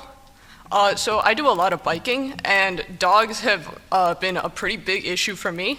And while I feel like I'm, good enough to avoid a dog, I worry that if a dog was off leash and ran in front of me, I could hurt the dog, I could get hurt, I could run into a car by trying to avoid the dog. This can be a serious issue in a lot of facets, and I really feel for the horse's story, honestly. That's touching. So, yeah, I just wanted to say that. Okay, thank you. I think we're getting pretty close to a vote here. A couple of more comments. Mr. Moderator, Janet Bowser, 17 Sterling Drive. I live in the Glenridge neighborhood, and I think just about every homeowner has a dog. I've had dogs, I love dogs, but I think this is a reasonable and safe measure. I would say 99% of those walking in our neighborhood and seeing in playgrounds and other areas, they're already on leash. It's the safe, responsible thing to do. But that 1%, as we've heard tonight, we could prevent that from happening. These are traumatic situations. And I think you look at the pros and the cons. It's great to have dogs off the leash. Have them in your home. There are also a lot of nearby communities where a dog can be off leash in a safe environment. But I think this is a responsible, safe thing to do. Thank you. Thank you. Dr. Peterson?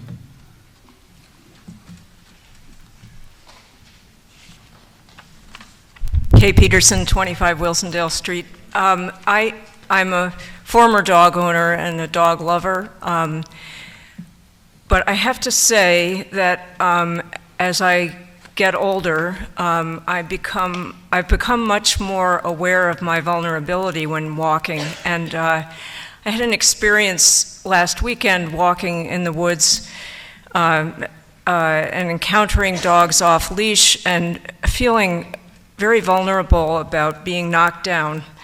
And the person I was walking with gave me some great advice, which was to walk over to a tree and hold on to the tree, because a dog will not run into a tree whereas it might run into a person and knock them down.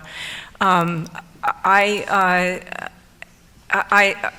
had a fairly profound impact on me. And it made me think about this and make me want to speak up and support the leash law. Okay, thank you. So we're now, any other questions or comments? Yes. Ms. McDonald, you have a microphone right there. Name and address, please, Jean. Jean McDonald, 20 Main Street. Last night when I was looking through the Blue Book, I had just questions about the leash law. And I went online and I asked various towns, do you have a leash law? And what I found was different from what was presented, and maybe I don't have the right information, but I asked Sherburne and Medfield, Lincoln, Concord, Weston, do they have a leash law? And what they have is a dog must be under the control of a leash or under the control of an owner. And it's not exactly, that's sort of what we have here anyway, because we have a regulation that says a dog must be under the control of its owner. Thank you. Okay, Mr. Hoffman, did you want to sum up? Yeah, I did this research. I don't think the town clerks lied to me. The websites obviously did not lie to me. There are the 4 towns that if a dog is not on a leash, they have to be under strict control. The other towns don't have that strict control. As I've said in my presentation, strict control can mean a lot of things, and I can't believe a dog is gonna 100% abide by a command by its handler. There's always that little chance that a dog would just take off.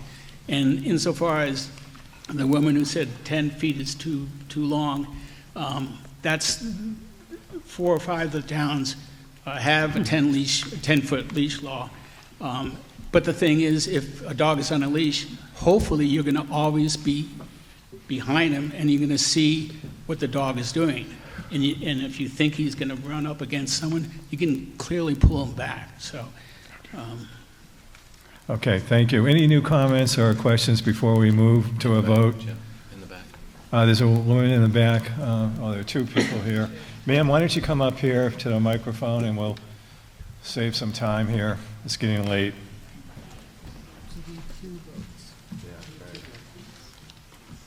Ma'am, did you want to talk? Go ahead.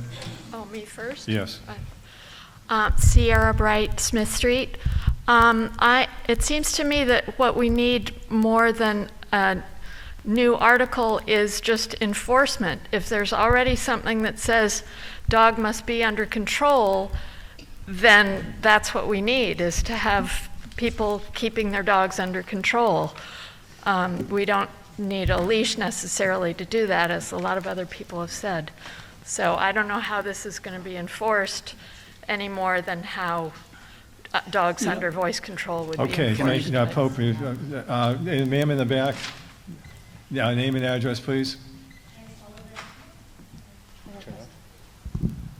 Candace Sullivan again, 100 Pine Street. So you just stated that a dog, even if controlled by, unless it's on a leash, it can lose control if it sees a squirrel or something that could tempt the dog to lose control. That could apply to the hunt club too. So if those dogs that are trained in the hunt club, they're an exception. But you're telling me that those dogs, are always going to be in control even if they are tempted? Because you just stated that must apply to hunt dogs as well as anybody else's controlled, trained dog. Can I respond? Go ahead, Pope, and then we'll go to the hunt club hunts on their own property and private property. My leash law pertains only to public property. Well, they can, if they go from one area. They've done that at my property. They may have to cross. Hold on, wait a minute. If you want to continue speaking, could you get the microphone, please?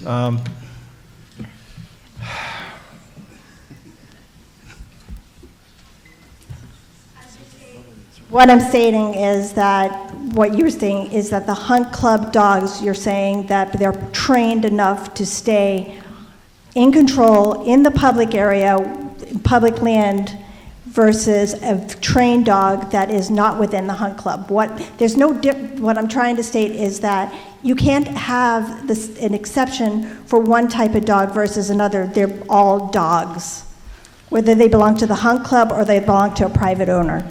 Okay, that's already been asked and answered, Pope, so let's move to a vote now. So we're voting on the amendment. If I could have the amendment back up on the slides, please. I think this is fine. Okay, so we're changing 7 feet to 10 feet, and we're adding exceptions for service or therapy dogs or hounds owned by a sporting club. That's what we're voting on right now. If you're in favor of this amendment, you'll hit 1 for yes. If you're opposed, you'll press 2 for no. You may vote now.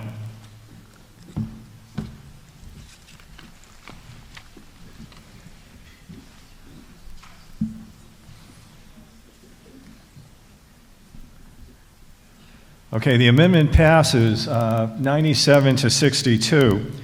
So now, this is somewhat redundant, but we now have to vote on this amended main motion as our main motion.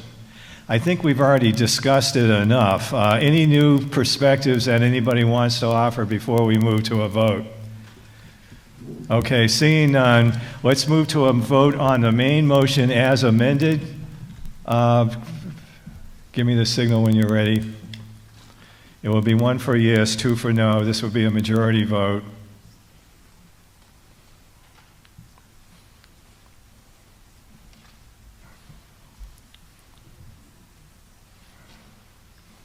You may vote now.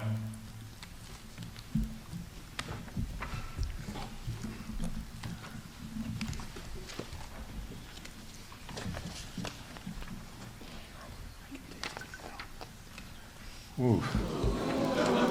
Motion carries 81 to 79. Thank you, 81 people. Thank you. All right, folks, sit down.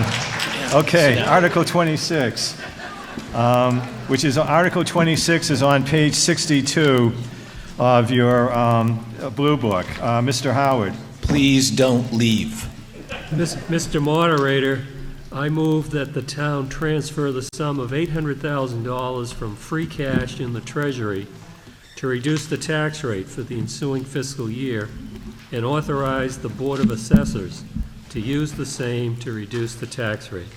Thank you, Mr. Howard. Do I hear a second? Seconded. Thank you, Ms. Kadena Kinney. This is a majority vote. Any discussion? Okay, let's move directly to a vote. All those in favor of the motion, press 1 for yes.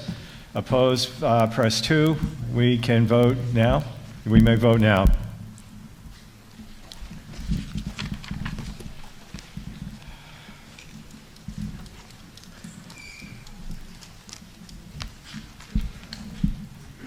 Motion carries 136 to 6. I will now entertain a motion to adjourn. Mr. Hudson. I move that this annual town meeting is dissolved, be dissolved. Do I hear a second? With pleasure. I'm sorry? With pleasure. Oh, okay. Very good. Some emotion here. This is a voice vote. All those in favor, please say aye. Aye. Opposed? Thank you for staying here until the end. Thank you very much.